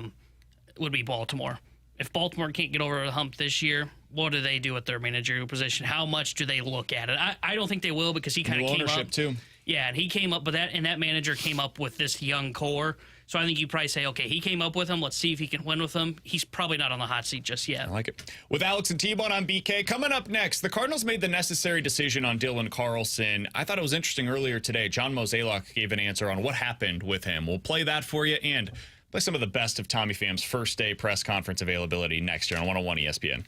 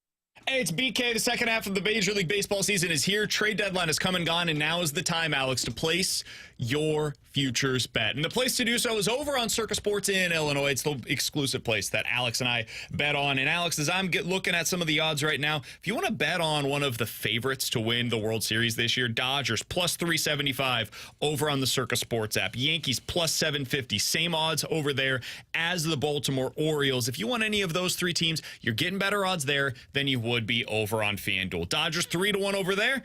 Dodgers plus 375 on Circa. You want to look at the Yankees, 550. Orioles plus 600 over on FanDuel. Those teams are both at 7.5 to 1 on the Circa Sports app. You're winning the most money possible when you bet with our friends over at Circa. That and so much more, because they're not limiting you based off of your winnings. Other sportsbook apps are going to limit people off of how much they're bringing in, not at Circa Sports. You heard BK mention those future bets. They got tight money line splits. Everything you can ask for is over on the Circa Sports Illinois app. So download it today and get those bets flowing as we enter postseason baseball and, of course, enter football season. If you or someone you know may have a problem with gambling, call 1-800-GAMBLER or text ILGAMB to 833-234.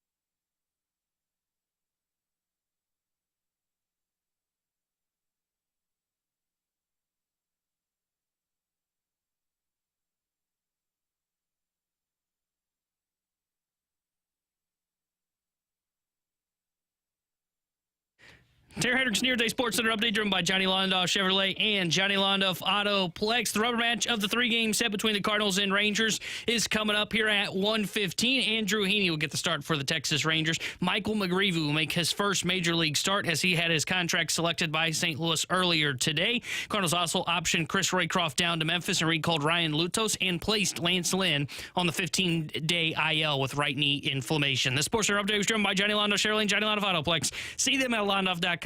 Chevy, together we drive. Are you kidding me?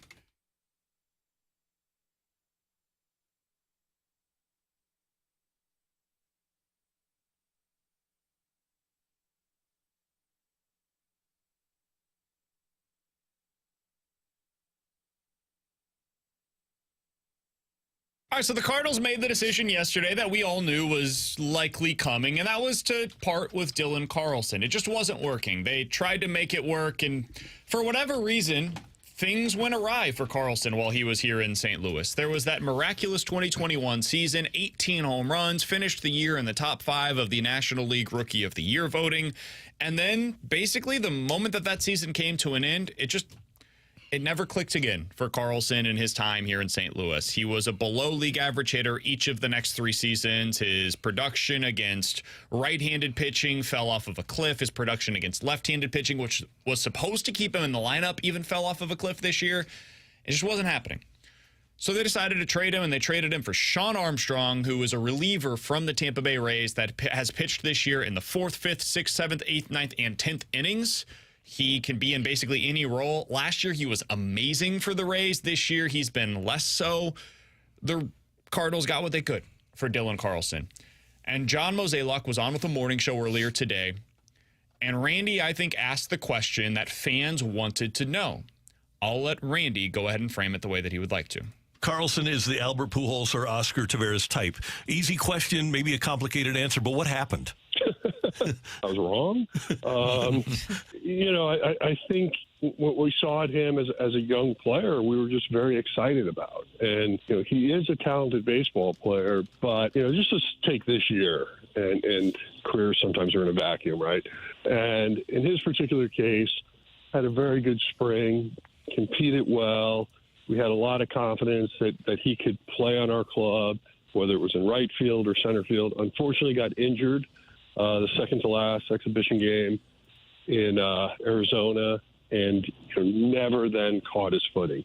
And that's always the hard part about major league rehabs. Players hate them. They feel like they're too long. But in the end, guys that take advantage of their time on their rehab end up getting their timing, usually come back and are more successful. And, this one we rushed, and in hindsight, we didn't do anybody a favor. So, look, he's a talented guy. Hopefully a change of scenery helps him. But ultimately, when you're looking at where we are and really the Rubik's Cube of our outfield, it was just going to be really hard to get him playing time moving forward. Alex, I think people took that quote from Mo back in 2019 and kind of like threw it in his face. I don't think it's helpful for anybody for him to be mentioning Albert Pujols' name with any of the prospects. I hope they don't do that anymore. Oh, well, good news. They did it with Jordan Walker. Yeah, I know. But from now on, I hope they just stop doing that. J.J. Weatherholt, best rookie since Albert Pujols. It's just not helpful. And what I think you do instead is say, hey, listen, this guy's the kind of prospect that you don't have very often, the ability to produce within your system, and we're really excited about what his outlook is. And when people ask you for a comparison, you say, listen, I'm not big on comparisons, but as a hitter, we hope that he produces at the big league level like X, Y, or Z, right? Like maybe that's the direction you go instead of saying best since. I think if you're the Cardinals, you just don't do player comps anymore. Fair. But like what he said was not inaccurate. You look back to what Dylan Carlson produced in the minor league system in 2019. Guys, in Memphis that year, it was a really short stretch, but he had an OPS over 1,000. In Springfield that year, he had an OPS of 900. He had 24 doubles and 21 home runs in 100 games in Double-A. He was considered to be, by neutral observers, third-party people that do this for a living, one of the top 15 prospects in all of baseball. Like, this was not the Cardinals doing all of the hype. This was very real, and it didn't work. And so last night, I went back and looked at the top prospects heading into the 2021 season because I was curious, okay, where's Carlson rank and how many of the other guys around him have produced at the level that you would expect for a prospect of this caliber? I think this was pretty instructive on trying not to get too out of whack with your expectations for prospects. The number 1 and number 2 prospects in baseball in 2021 were Wander Franco and Adley Rutschman. Both, despite Franco's off-field stuff, produced on the field the way you would expect of a top prospect. Yeah. Number 3 and 4, Spencer Torkelson and Jared Kelenic. Torkelson's a bust. Hasn't worked for him in Detroit. Kelenic was so much of a bust that he was traded in the offseason to Atlanta. Seattle was like, we got to get better production out of our outfield. Basically the same situation for them that Carlson was here in St. Louis. 5 through 8, Mackenzie Gore, Julio Rodriguez, Bobby Witt Jr., C.J. Abrams. Those guys have worked out for their respective teams. And then here's 9 through 16, Alex. This is the group that I put Dylan Carlson in. Ke'Bryan Hayes, Nate Pearson, who was just traded, Casey Mize, Christian Pache, just traded, Dylan Carlson, Andrew Vaughn, bust, Sixto Sanchez, bust, Marco Luciano. We'll see with him, probably bust. Prospects, dude. It's just like, good luck. This is why Dave Dombrowski acts the way that he does. And AJ Preller. Yeah. Like, the odds of these guys producing, I mean, maybe 6 of the guys that I just mentioned out of the top 16 prospects, and that's of the best from 2021, 3 years later, have quote-unquote hit, and one of those guys is going to prison. So you got 5 dudes that are like good for their team right now, and probably 3 of them that you're like, okay, they became stars. And even Julio Rodriguez's production has really fallen off of a cliff this year. It's like 2, maybe 3 that you're like, yeah, superstar talent out of the top 16 prospects in the sport. Dylan Carlson, unfortunately, was more the rule than the exception when you look back on it. Yeah, and I mean, that's prospects. Like, not every prospect is linear. We say it all the time. Everybody develops in a different way. They have different personalities, and you see that impact. I did find it very interesting, though, that Mo talked about the rehabs and taking advantage of those opportunities when you have them, and they may have rushed them. And just looking at the rehabs that he went through while he was with the Cardinals, I mean, you're talking 3 games, maybe, and then it was back to the Cardinals because they needed it. They needed the help. They needed the offense. They needed the outfielder, and that speaks to a little bit of where the Cardinals were at, to where it was always they relied on 3, maybe 4 guys, and if one got injured, they didn't have anything else, and they had to get these guys back for them. But I also feel for Dylan Carlson because, like, you're talking about a guy who just came up at the worst time. Like, by the time you got to the majors, it was in 2020 with COVID, and you had that shortened season. 2021 was his breakout season, but it was just a different atmosphere at the time. And then once things started to get back to normal, you had his injuries take a toll. You had him playing in just a different atmosphere than what he came up with the majors. it was just a perfect storm for Dylan Carlson's career, and that's the part that's tough for him because you feel bad for the kid. It's not a normal coming up into the major leagues. It's much different than what it was prior, and then you put the injuries into it, you put the pressure of playing for the Cardinals into it. It just felt like it was never going to work for Dylan Carlson. So, I mean, every prospect is different, but for a guy like this, it just stinks because you felt like it could have been, but then so much happened that kind of pushed him into this position. And by the time he was back and healthy, you were already Wally-pipped with other guys in your organization. Yeah, because he didn't produce. Yeah. It's so much of like, guys, they should have given him more of a chance. No, man. Eventually, it becomes about production. They gave him every chance he had was with the Cardinals. Somebody else on the text line said, BK, if Dylan Carlson was an isolated case of an outfielder that didn't get better at the major league level for the Cardinals, then that's one thing. But he's among a host of players that have failed in this organization. So we'll see how he does in the Rays organization. But for development, this organization is a failure. This cannot happen. I think we have overstated that. I really do. I think the guys that you can say that the Cardinals failed on are guys that didn't get the chance here. Randy Arozarena. I think Randy Arozarena, failure by the organization. They should have seen the talent. They didn't. They misevaluated it, and he goes on to have success elsewhere. Most of the guys, though, that came here and ended up like going elsewhere that had opportunities here, they didn't miss on them. And it just became like Tyler O'Neill can't stay healthy. When he gets to free agency this offseason, I would have no interest if I'm another team in giving him a big contract. I'll give you a 1-year deal. I can't trust him. I can't trust him to stay healthy. Lane Thomas, nice hitter against left-handed pitching. And that's kind of it. Like, that's just who he is at this point. And like you look around, the guys that they would decided to move on from, I think sometimes we just overhype players. Like Harrison Bader. Really nice piece, dude. A solid hitter against left-handed pitching, plays a good center field, but he ran into injury issues, and that became why he was traded by the Cardinals. But that was always what his profile was supposed to be. Like when he was in the minors, strikes out more than you'd like, hits for a decent amount of power against left-handed pitching, plays a great center field. And then it became like, oh, he wore the jersey at this like, we're going to wear, yeah, and then it became, oh, he's a star. The Cardinals are selling him as a star. No, he's a good player.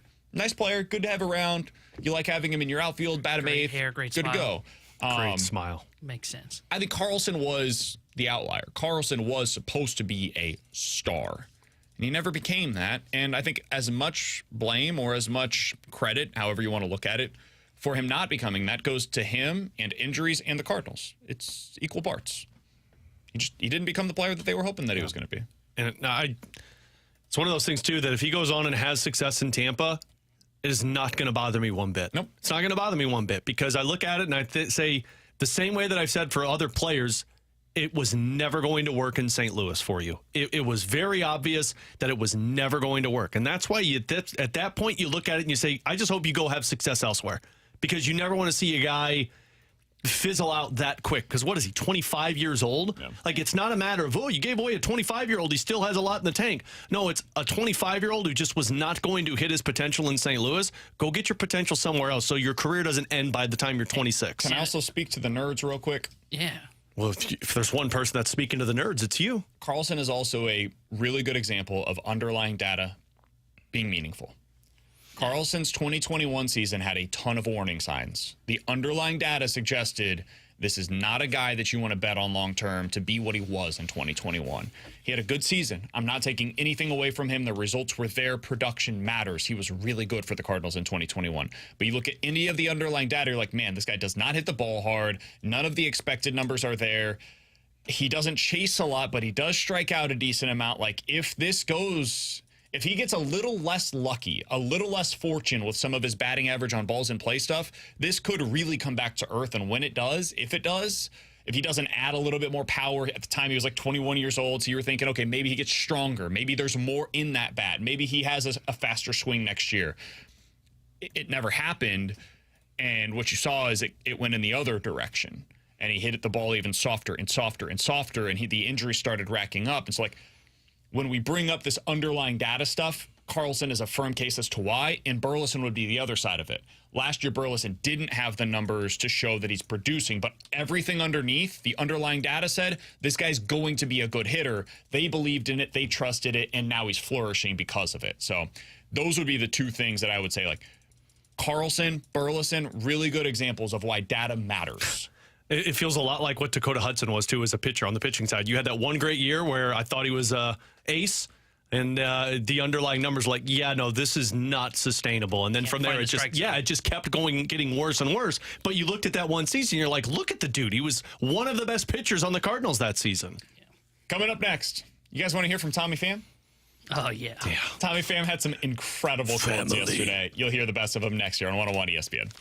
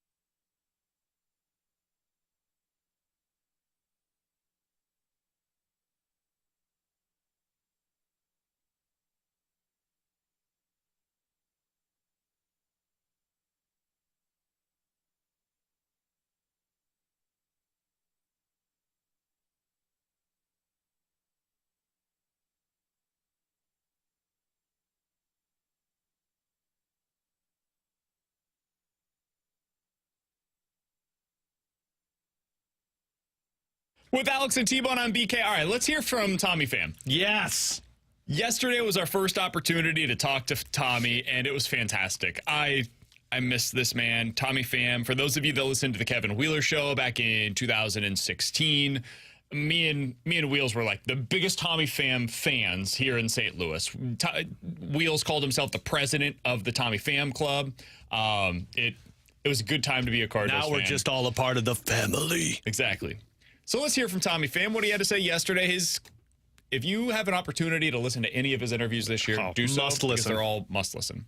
First, he was asked about Erick Fedde and his impression from Erick Fedde while he was in Chicago. He was balling for the White Sox. Sneaky guy.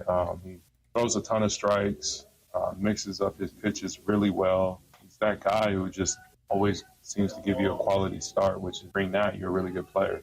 I was joking with him that I thought he was an all-star. I voted for him. A lot of politics regarding the all-star game, but yeah, I thought he was an all-star. God, it just lets it fly. Love Tommy Pham. I love the way that he's like, I voted for him. I voted for him to be an all-star. He should have been an all-star. But there's politics. You know, it's politics, though. It's politics for the all-star game. Do yourself a favor and listen when Tommy Pham talks, because he sounds like John Wayne. He talks slow and precise like John Wayne with a little twang to it. Every word he said has meaning behind it. There is no fluff in a Tommy Pham interview. It's great. And he always has one of those just like slight things in the middle of it that you're like, what did he just say? Like when he said the stabbing thing for the first time, I'm like, did he just say he was stabbed? And nobody's following up on this. Yeah, that was my favorite part, was the no follow-ups. Yeah. Just we're going to power through. So, Tommy, walk me through that at bat in the third. I still to this day, because I was in that scrum, I remember because everybody scattered except for me and Derek Gould. And we were both standing there looking at it like, did you just... We're like, nope, not going to follow up. We're just walking away. So next up, he was asked about his hard work, his work ethic. That's something that everybody talks about with Tommy Pham. He explained why he is that way. That's just who I am, man. I care. Told myself when I stop working hard that I'm done, because I don't want to take any owner's money like that. I wouldn't feel right. So the day I stop working hard, I'm done. Love that. Next thing up, he was asked about how players apparently went to Ollie Marmol and said, hey, if you can get a right-handed bat at the deadline, Tommy Pham is the guy that you should go out and acquire. How did that make you feel, Tommy, when you heard about that? Good to hear that there's some guys that push for me here. Kind of proves the people wrong on Twitter. So that's a good thing for me. Next thing up, he was asked a little bit of a follow-up about that, about guys asking for him to be here and the timing with, the football season right around the corner. I don't know. Maybe they're trying to take my money in fantasy. See that bad at fantasy? You two should start a podcast together. You don't remember? No, I don't. Fantasy football thing? I don't remember he this. slapped somebody. Well, I do remember Jock him. Peterson, that's who it was, yeah. In the outfield. In the outfield before the game. Yeah. Because of the fantasy football disagreement. I got to Google this now. I don't remember this. Yeah, that was the joke of the Cardinals are getting Tommy Pham right before fantasy football season. Yeah. Hold on. I just got to pull up on YouTube. I think he was with the Reds at the time. Didn't he get suspended a game or something because of it? He looked like Will Smith with Chris Rock. He just, boom! Yeah, man. Why do I not remember this? There was a legit disagreement between Tommy Pham and Jock Peterson. Do we know the details of the disagreement? He did explain it. I can't remember specifically what it was. If there's one guy that I'm not just going to take money from with fantasy football, it's Tommy Pham. All right, last one. This was my favorite quote. This is an exclusive to 101 ESPN. I don't think anybody else was in the scrum at this point. I think it was one-on-one. I asked Tommy Pham. Weird flex. Well, I exclusively got this one. I mean, hey, that was a good question. It was a good answer. I'm going to go ahead. Subpar question. Great answer. Before the game, Tommy Pham was asked about the fact that he played for the Arizona Diamondbacks last year, 84-win team that ended up going to the World Series. What did he learn from that experience? And he gave a really good answer, a thoughtful answer. And he said, listen, the biggest thing is you got to have a togetherness about you, and everybody has to buy into their role. Everybody has to buy into specifically what you can bring every single night. If that means you're a speed guy, be a great speed guy. If that means you're there to play great defense, do that. Whatever your role is, fill it. I thought it was a really good answer by Tommy Pham. So after the game, I said, Tommy, you said before the game that answer about what it meant to be on the Diamondbacks last year and how you guys had success. Was today an example of you fulfilling that role for the Cardinals? Your role today was to be a left or a right-handed bat against a left-handed pitcher, come in, do damage, and of he course, did exactly BK's that. going to insult Tommy Pham on a post game. I think that's kind of how he took it. I have time in the big leagues. I didn't make a career just only hitting lefties. So, I don't.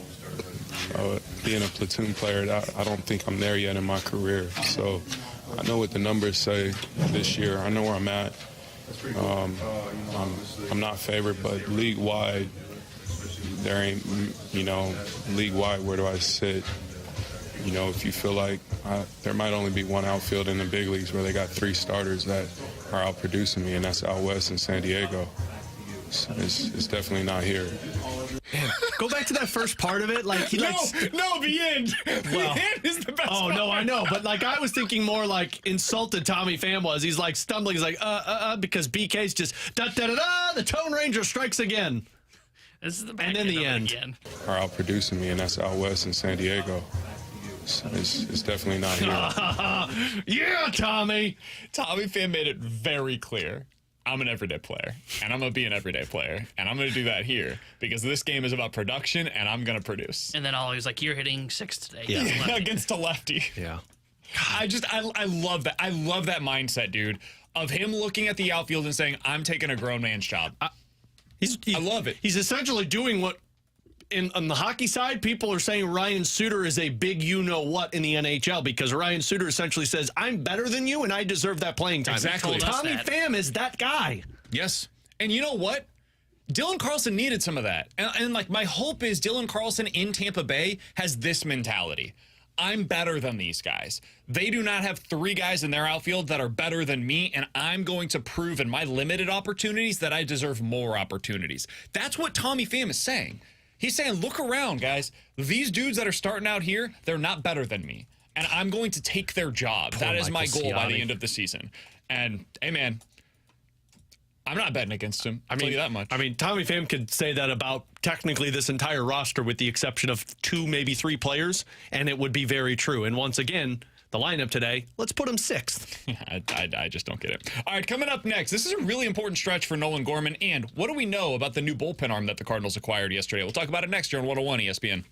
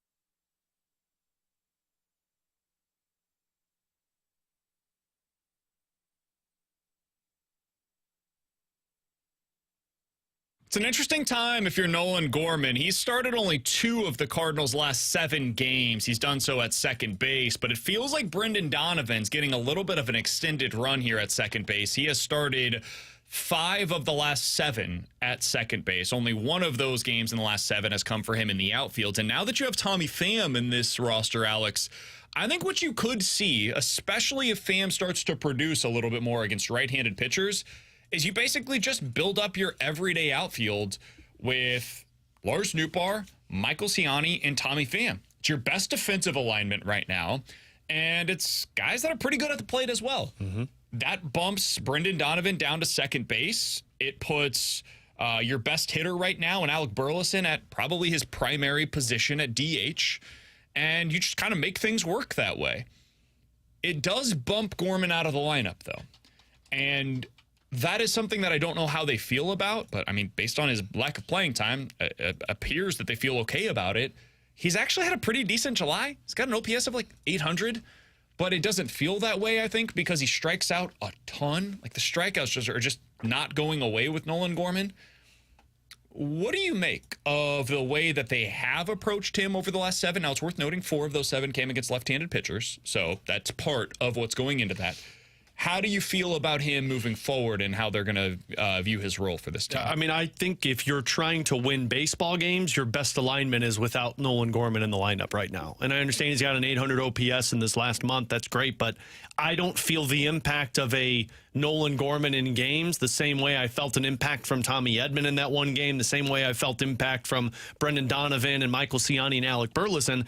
It's just too sporadic with Nolan Gorman to where I can justify having him in the lineup right now. I think the best way to approach this, because look, it is dire that you win baseball games right now because you have fallen out of the wild card. You're in a tight race with multiple other teams. You can't lose baseball games. And to me, having Nolan Gorman in the lineup is somewhat of a liability offensively for your team.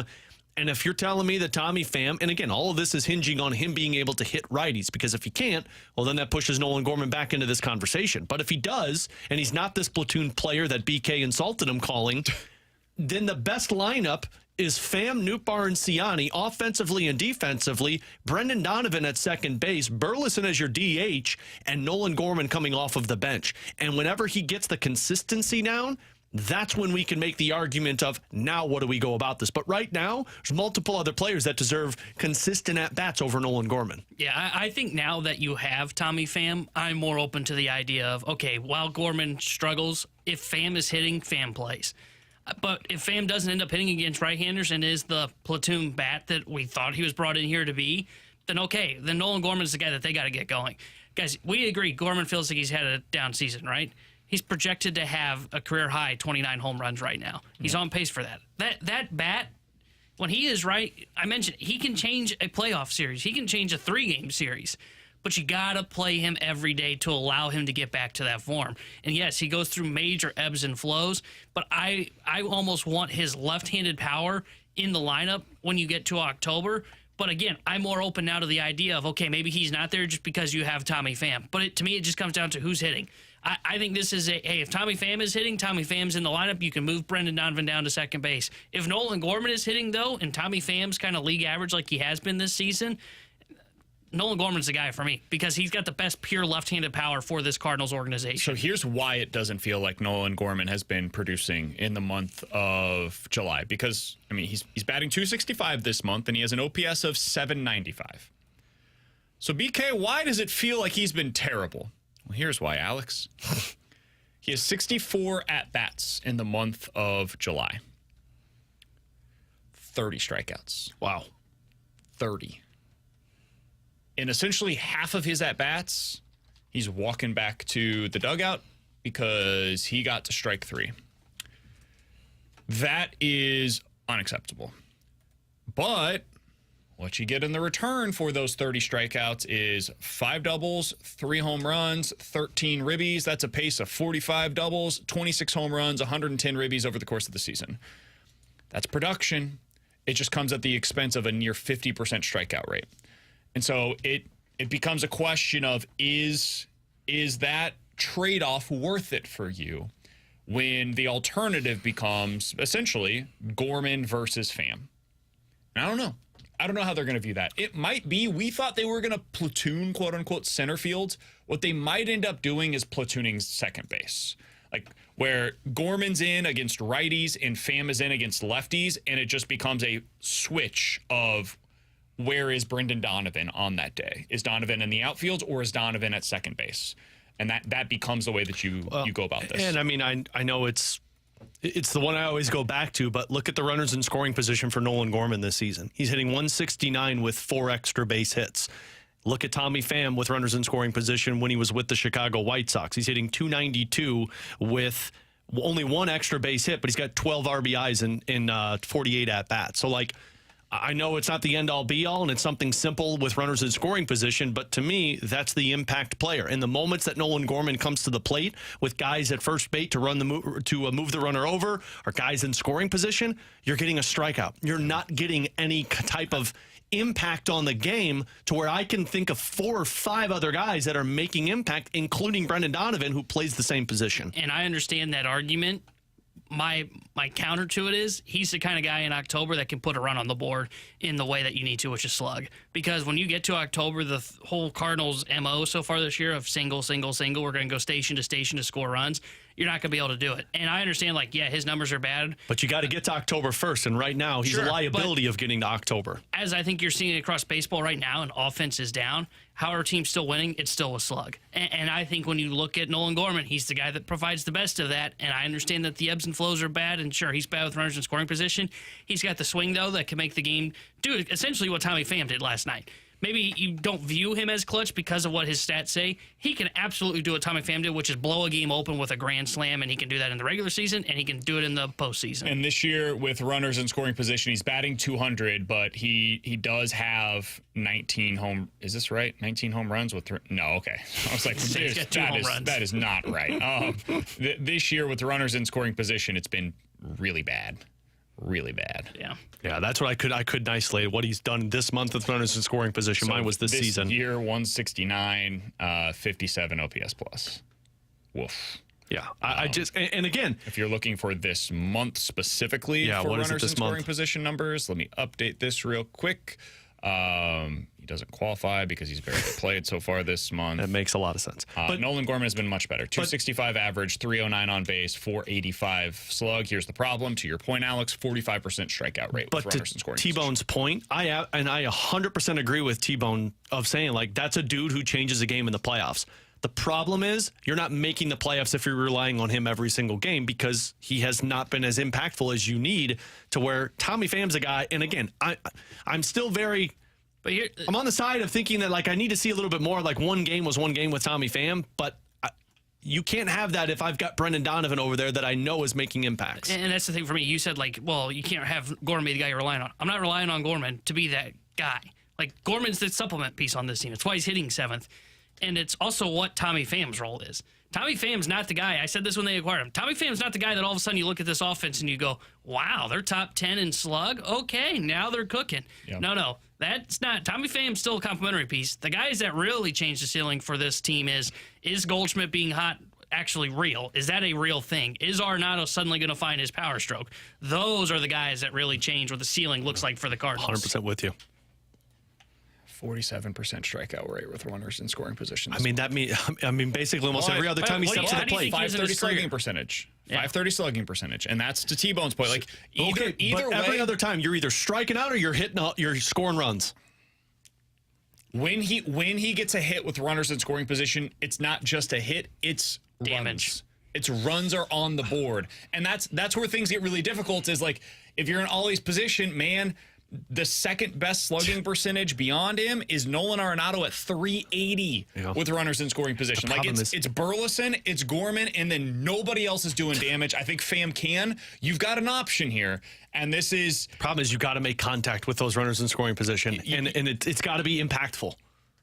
When he's making contact, it's super impactful. I get it, but like that's the thing you're weighing. It's like, okay, if we put him up there, he's either making contact and it is super impactful, or he is not touching the ball and we are going to get stranded and it's going to be the deciding factor in a game. It's frustrating. It's super frustrating to watch, but this is baseball in 2024, man.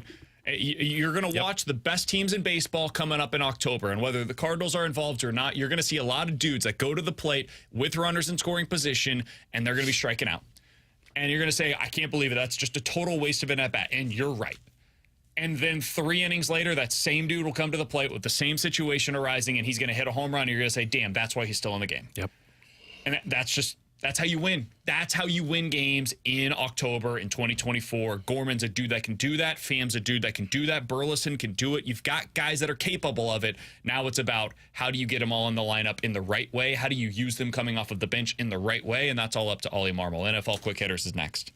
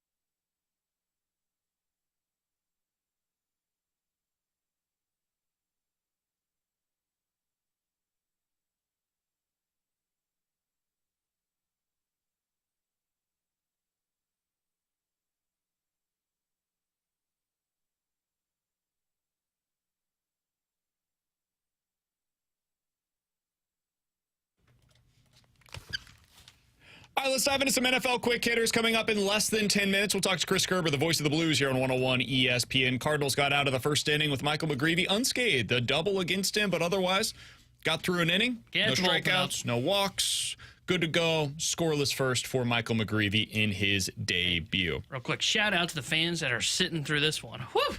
Toasty. Is the scorcher out there? Is it warm out? Oh, yeah. I mean, it was warm. It was like 96 degrees when I got here today. So yeah, it's like 92 and humidity, baby. Good old St. Louis summer. Couldn't pay me to be out there today. Good. This is BK's favorite type of weather. Second to tornadoes. Got to run hills today. That's going to be fun. All right. Weird flex once again. We're talking about the weather. I got to go exercise today. Did you exercise? Hell no, I can't stand on my right foot.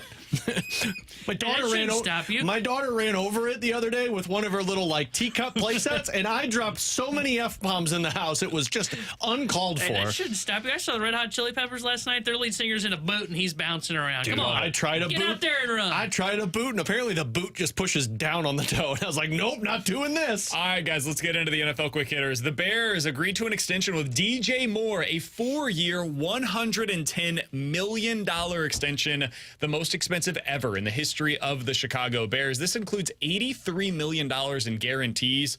This is on top of the 2 years that currently remain on his extension. So he has 6 years now left with the Bears, and the next 4 are basically fully guaranteed. Alex, what did you think yesterday when you saw this news come through? I mean, smart move by them. It's a lot of years that you're committing to 27-year-old wide receiver, but the 1 year that DJ Moore had in Chicago last year, I thought was very successful for a team that just did not have playmakers. It's going to be interesting now because you got a different quarterback. You know, what's the chemistry going to look like? Because he and Justin Fields obviously had some, but this makes sense. I mean, if you're telling me that my 1-2 punch for the next 5 years is Rome Odunze and DJ Moore, yeah, I'm on board with that one. So I liked it. I like the deal, but is it just me to feel a bit like an overpay? Because for some reason, overpay. No, DJ Moore to me. Seen the wide receivers that what they get paid? I don't know why, but DJ Moore to me just says, yeah, that's the guy that puts up numbers on a bad team. I don't know if I view him as a top 10 wide receiver in the NFL. I don't view him as a top 10, but he's not paid like a top 10 wide receiver with this. And he's getting a big chunk of change at 6 years now. He's got 4 1,000-yard receiving yard seasons and 8 touchdowns last year with Justin Fields. $28 million roughly, right? Something like that. I mean, he did. Think about what the top wide receivers in the league are getting. The top 10 guys are getting 30 to 35. I mean, you could say he's been on bad teams doing this, but he's doing this as the lone guy that's getting the ball thrown to him. He should be doing that on the bad team. Yeah, but you're getting the best coverage on that guy. Justin Fields throwing to if Justin Fields could actually hit his target last year? It was DJ Moore, and then who? There's nobody else to throw the ball to. It's like the conversation we have about some of the hockey guys. Yeah, but couldn't I say that he's getting the best coverage? And he's still finding ways to put up 8 touchdowns? DJ Moore versus Devonta Smith. Who do you prefer? Oh, I'd go DJ Moore. I think I'd go DJ Moore. But DJ Moore versus Michael Pittman Jr. Who do you like more? DJ Moore. I'd say Pittman Jr. probably. Really? Yeah. Oh, okay. DJ Moore versus Nico Collins. Ooh, I like Nico Collins. Yeah. This is what he's paid as. Yeah. These are the guys that he's being paid within. I think it was the exact right type of contract for him. He's right in that range, and I would take him above Michael Pittman Jr. personally. I think Pittman is more of a close to the line of scrimmage guy. I think DJ Moore is going to give them a little bit more down the field. DJ Moore so far in his NFL career has 4 seasons of 1,000+ yards. All of them 1,100+. Think about the quarterbacks that DJ Moore has played with so far in his NFL career. Kyle Allen, Will Grier, the corpse of Cam Newton. Will Grier. Yeah, dude. This is these are the guys. Sam Darnold, PJ Walker, Carolina. Oh, I forgot. PJ Walker. Yeah. We continue. Baker Mayfield. Last year, Fields. He's not played with good quarterbacks in his NFL career. I think he's going to be better now that he's got a legit quarterback available to him. Now, the numbers might go down because they have other options. You've got Keenan Allen. You've got Rome Odunze now. I think DJ Moore is going to be an even better, more impactful player in 2024 than we've seen at any portion of his career previously. I loved the deal. I thought it was super smart for them. All right, next thing up here. Guys, the NFL is moving closer to replacing the chain gang. They're going to be using new technology to measure the line to gain, and according to an NFL executive, the league is going to be testing the Hawkeye technology that you see during Major League Baseball games, I guess you don't see it, but that they use in Major League Baseball games, during some of the preseason games this year, it's not expected to be fully implemented until next season, though it could happen sooner. Thank God. I can't believe it took this long. Are you kidding me, man? I love the chain gang. One of my least favorite things in all of sports is game on the line, big fourth down play, and you've got a center that is going straight down and a quarterback that's coming up behind him, 1 yard to gain, quarterback sneak. And you've got 20, 300-pound bodies that are around the quarterback, and nobody can see anything. And now we're going to a review to find out, did he get the line to gain? And nobody knows. Finally, that will be put to rest by this technology because we don't have to guess anymore. The technology will tell you exactly where the ball got to and when it touched the ground, and we will have a legitimate answer as to should they have won the game or lost the game in this scenario, as opposed to us all being like, nah, not sure. That's a trash take, bro. I love the anticipation of watching the chain gang run out there, high knee it in the snow, and have to just stretch it out, and you're like, oh, God, did he get there? Did he get there? Oh, he got there. What was the ref who's now on CBS? Why am I blanking on his name? That used the index card? Oh, what is his name? I know who you're talking about. I can't remember. Why am I blanking on his name? Gene Steratore. Gene Steratore came out with the index card to find out, did he get to the yard to gain marker? The answer was no. You're not going to have that anymore. Yeah, you miss it. You miss it, man. I'm not going to miss that at all. Are you guys going to? No, I could care less. As long as this is accurate, really accurate, sure. I don't really care, because where I will be curious to know how it works is what you just described.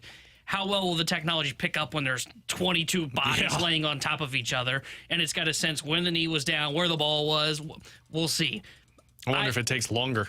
I don't know. That's where I'm fascinated to know how that works, because I'm all in. If it is like accurate, hey, bring it to me. Same with the automated strike zone. You know what? If we're going to have that challenge system, if it works, you know what? Bring it to the major leagues. I'm tired of seeing umpires call a pitch that's like 5 feet outside a strike. Keep pushing tech, BK, and soon you'll be replaced by an AI sports talk host. You AI supporter. Have you seen iRobot with Will Smith? I have. It's terrifying, and I don't need that. Coming up next, You're Chris Kerber, the voice inducing of the Blues here on 101 ESPN.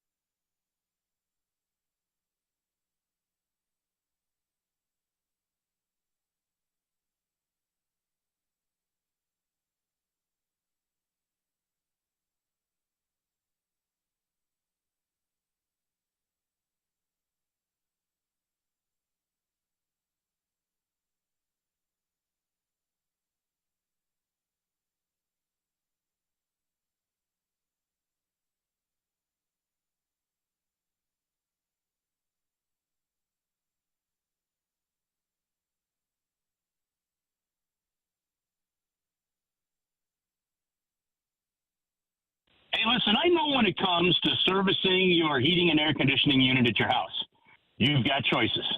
You've got options.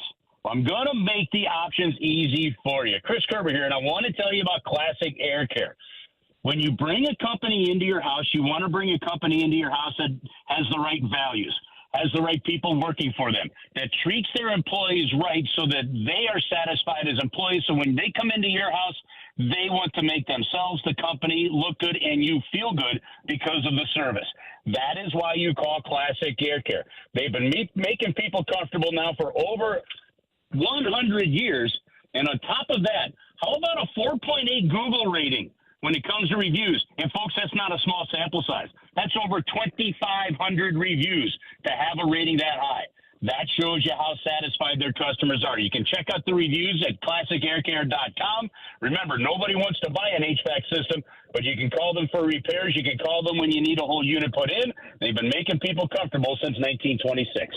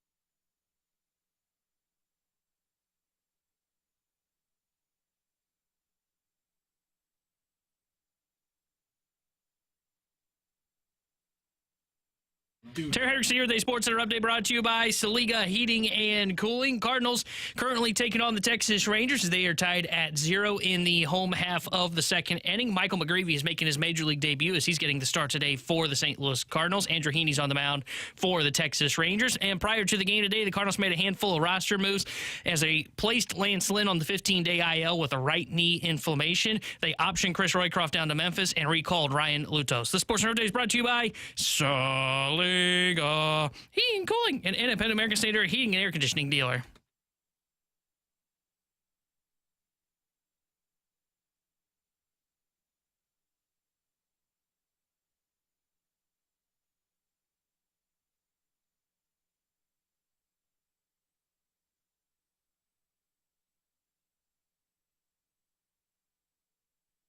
With Alex and T-Bone on BK, you got BK and Ferrario here on 101 ESPN. Let's go out to the 101 ESPN hotline to be joined by Chris Kerber. He's the voice of the Blues. He's joining us here on 101 ESPN. Kerbs, good talking to you again this week, man. How you doing today?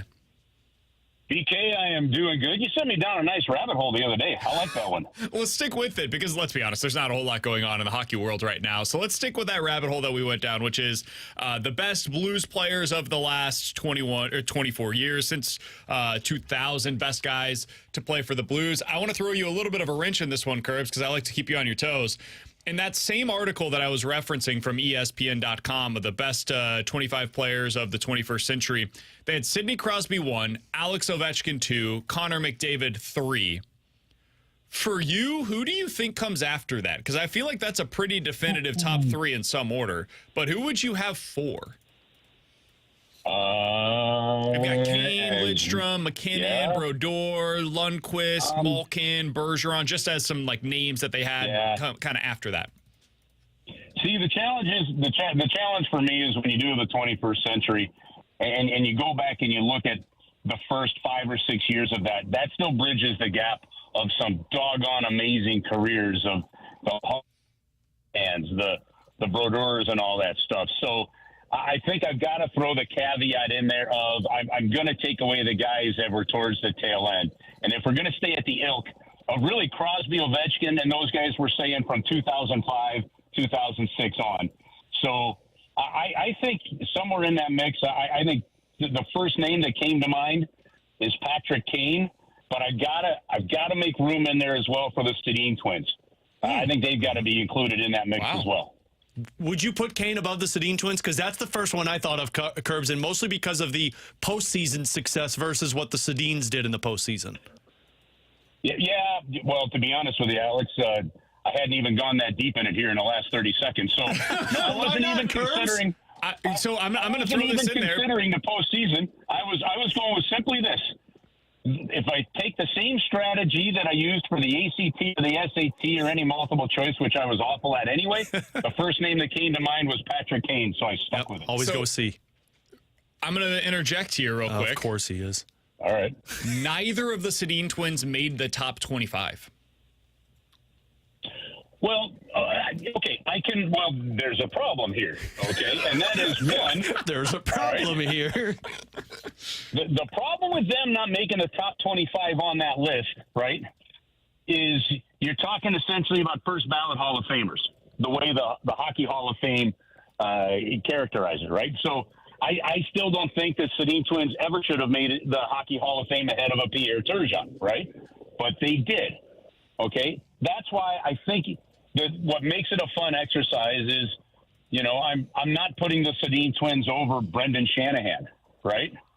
But Brendan Shanahan played in this century when you look at it that way. That's why I put my caveat of really kind of the post-lockout era, the kind of how things go. Because, I mean, honestly, you're not even going – it's too easy to go Crosby. Like if you include all those other guys, it's way too easy to go Crosby, Ovechkin, and McDavid, right? And that's what they did. Yeah, those are the top three, and then Kane. Yeah, I'll make the case. Like if you're going to expand to those other guys, right? I don't know how maybe a Nicholas Lidstrom isn't in a top three.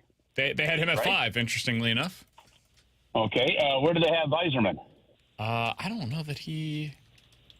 I don't think he was on this. I don't know timeline. Okay, if Yzerman isn't in, if he wasn't in that list, then throw it out. Yeah, I was going to say that's terrible if Yzerman's not on that list because he played up until 2006. He only played 4 years though in this stretch, and at that point he was like a 50-point player or below. He didn't play more than 60 games in most of those seasons, so he's like 35, 40 years old. That's why I like my also won a cup though in that year, like post lockout. Also won a cup and was a point per game player in the 23 games in the postseason. The reason I like that you guys brought up the Sedin twins is because they started their careers in 2000, so they're like the entire career was a part of this, and so it's interesting. I am a little surprised that they weren't even mentioned in the top 25 on this list. Where's Datsuk or Zetterberg? That's a really good question. Datsuk 22. 22. Yeah. Okay. All right. Just for the hell of it, we got a second here. Roll through the top 22. We're going to get there. There's a Cardinals game on. And I'm going to go yes or no in terms of ahead of Datsuk. I'm with you. I love it. All right, here we go. Number 1, Sidney Crosby. Yes. Yes. Number 2, Alex Ovechkin. Yes. Number 3, Connor McDavid. Number 4, Patrick Kane. Number 5, Nicholas Lidstrom. I think we could just kind of go through yeses. quickly. Okay. Yeah, we're good there. Yep. Nathan McKinnon, 6. Sure. I'll go right now with him. Sure. I'll give that to you. Martin Brodeur. Boy, he kind of had the. He was kind of the '90s thing in there too. Yeah, but man, he was pretty good, really Kurtz, in the early 2000s. I know, but I'm saying, am I putting him over Datsuk and a career that Datsuk had in that window? He won more than 40 games 4 times since 2000. Because he still lives here in the area, I'll go with Marty Brodeur. I like it. And he also had a sub 2.5 goals against average all the way up until about 2012. God, okay. All right. Sounds good. All right. Henrik Lundqvist is at 8. Nope. I would put Datsuk over Henrik Lundqvist. Evgeny Malkin at 9. Sure. Yep. I'll take him. Yep. Patrice Bergeron. I feel like you're a big Patrice Bergeron fan. Datsuk that's over. a fascinating one. No, I'm taking Datsuk over Bergeron. Because Datsuk was a Selke Trophy too, and that was all Bergeron. And Datsuk was a 100-point guy. Selke Trophy winner. 6 times for Bergeron. How many times? Yeah. Datsuk won it 3 times, but also put up 2 97-point seasons, 3 90-point seasons. Datsuk was so much more a magician with the puck than Bergeron. So I'm going Datsuk. I'm going Datsuk. And Zdeno Chara. Oh, wow, that's a good one. God, I love the big boy. Yeah, okay, because how much harder defense is to take out. I'll go with Chara. I'm good on that one. Yep. 12, Steven Stamkos. Guy that was done dirty by his team the last couple of months. I don't know if you remember that, Curbs. Oh, geez, you know what? No, you know what? I'm going to take Datsuk. I'm going to, because Stamkos isn't done yet. Okay, so I'm going Datsuk on that one. All right, I'm going to skip number 13. I'm going to come back to it because I think it's a more interesting conversation for 14. Joe Thornton. No, I'll take Jumbo Joe. I would take Joe Thornton too. And at 13, the reason why I skipped it is I think it's going to be the same answer you just had on Stamkos, Leon Draisaitl. No, I'm taking. Oh, geez. You know what? No, I again, since we have the whole picture, similar thing. I'm going to take Datsuk right now. Yeah. And then Austin Matthews at 15. And then beyond that, it's mostly more modern players. It's Carlson, Kucherov, Andre Fleury, Vasilevsky. And Datsuk was below Eric all those guys? Eric Carlson? Yeah. They put Eric Carlson. They put Eric Carlson like 9 guys ahead of Pavel Datsuk. Did Dom put this article together? This is ESPN.com. No way. Yeah, no way. I'm with you, Curbs. No way. Yeah, okay. All right. That's a good topic. Andre Vasilevsky, 19. Jerome McGinley, 20. Kopitar, 21. And then Datsuk at 22 overall. Gee. Well, I'll tell you what. I almost like the idea of McGinley higher on that list, too. Yeah. Just Jerome McGinley was my first favorite hockey player, Curbs. I don't know if you know that about me. Well, I did not know that. But when you go with, when the thing is, when you go with somebody like Draisaitl, you're going about points and you're going about that kind of stuff. All right. Maybe the single most all-around complete hockey player on that entire list was Jerome McGinley. That played every aspect of the game, whether it be the rough stuff to the finesse. Yeah. Right.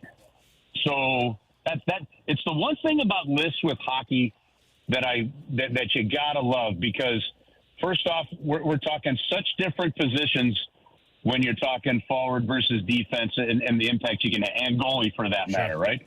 Then you're talking guys that play different styles, right, that are there. And so to me, the game is so much more than just points, but when you get to certain point levels, you just can't ignore them, right? So that's the fun thing about lists with hockey is, you know, you really can include different styles of players in there. And I'm not sure that there was anybody in that top 20 that was an all-around more complete player than Jerome McGinley. All right, Curbs, before we get you out of here, just because we got to include, I think we're contractually obligated to include one thing Blues-related in our conversations with What are you talking about? We just did a whole Blues thing. Out of curiosity, and we've got like a minute left here, Curbs, who is the current Blues player either on the roster today or in the system that is most likely to be on a list like this 20 years from now?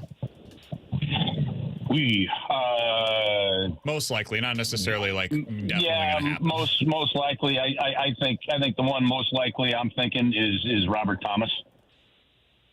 That's who I was thinking also. Potential 100-point season, that would make the most sense. Yeah, he's got the ability. Now it depends. The Blues have always been a sum of their parts. They haven't been top heavy offensively, but we're seeing him come into his own in that sense. And so I think there's still a lot of upside to Robert Thomas. I will go with Jordan Binnington. Jonathan Quick is at 25 on this list. You despise Jordan Binnington. If the Blues, first of all, not true. If the Blues were to win another cup with Binnington in net, he could end up having a pretty similar career resume to what you have from Jonathan Quick. Maybe not quite reaching the same level, but similar. Yeah, but you know what? I'm going to tell you guys right now that, you know, Jordan Binnington has a chance to represent Team Canada and be the Team Canada goalie in the next Olympics. Yep. Depending on how things go. So that story is yet to be written. But I think because a list like that seems to be a little more dominated by points, I just got to hang my hat on Robert Thomas at the moment. Hey, Curbs, I enjoyed this conversation. Thanks for hopping on with us today, man. Curbs. All right, fellas. That one was fun. We'll do it again next week. You got it. That's Chris Kerber. He's the voice of the Blues. You hear him weekly here on BK and Ferrario, and we'll give you the rewind coming up next here on 101 ESPN.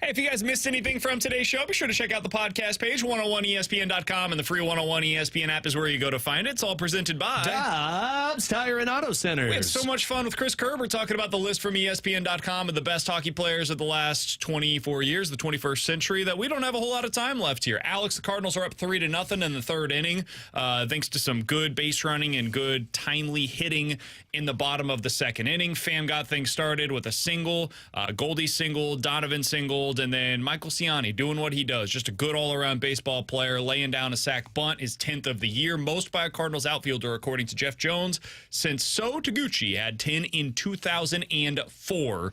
Cardinals playing some good ball today, up 3-0. Michael McGreevy doing his job so far as well. He's had some good pitches. He's worked the zone pretty well. He picked up a strikeout with a cutter outside. He's done his job. Time to get him out. Yeah, I'm surprised Ali didn't pull him after the second. He got 2 innings. Don't you shake your head like that. I want to get 6 out of him today. No, you got 2. The script was 2 innings from McGreevy, and right now Ali's going off of script, and this is bad. This is bad management to go off of script. I like what they're doing. Keep him out there. Let him get extended a little bit. We'll see what it looks like. The Fast Line will certainly have you updated from 2 to 6. Alex will have you updated on Friday at 4 o'clock. He's going to be out at the Federated Auto Parts Raceway at I-55 for the Ironman 55. Don't miss this extravaganza taking place on Friday and Saturday at the Federated Auto Parts Raceway at I-55. Get all the details online at 101ESPN.com. You can see Alex out there Friday at 4 o'clock, 4 to 6, gearing up for the Ironman 55. For Alex and T-Bone, I'm BK. We'll talk to you guys tomorrow at 11 a.m. Fastlane's coming up next here on 101 ESPN. You don't turn your back on family.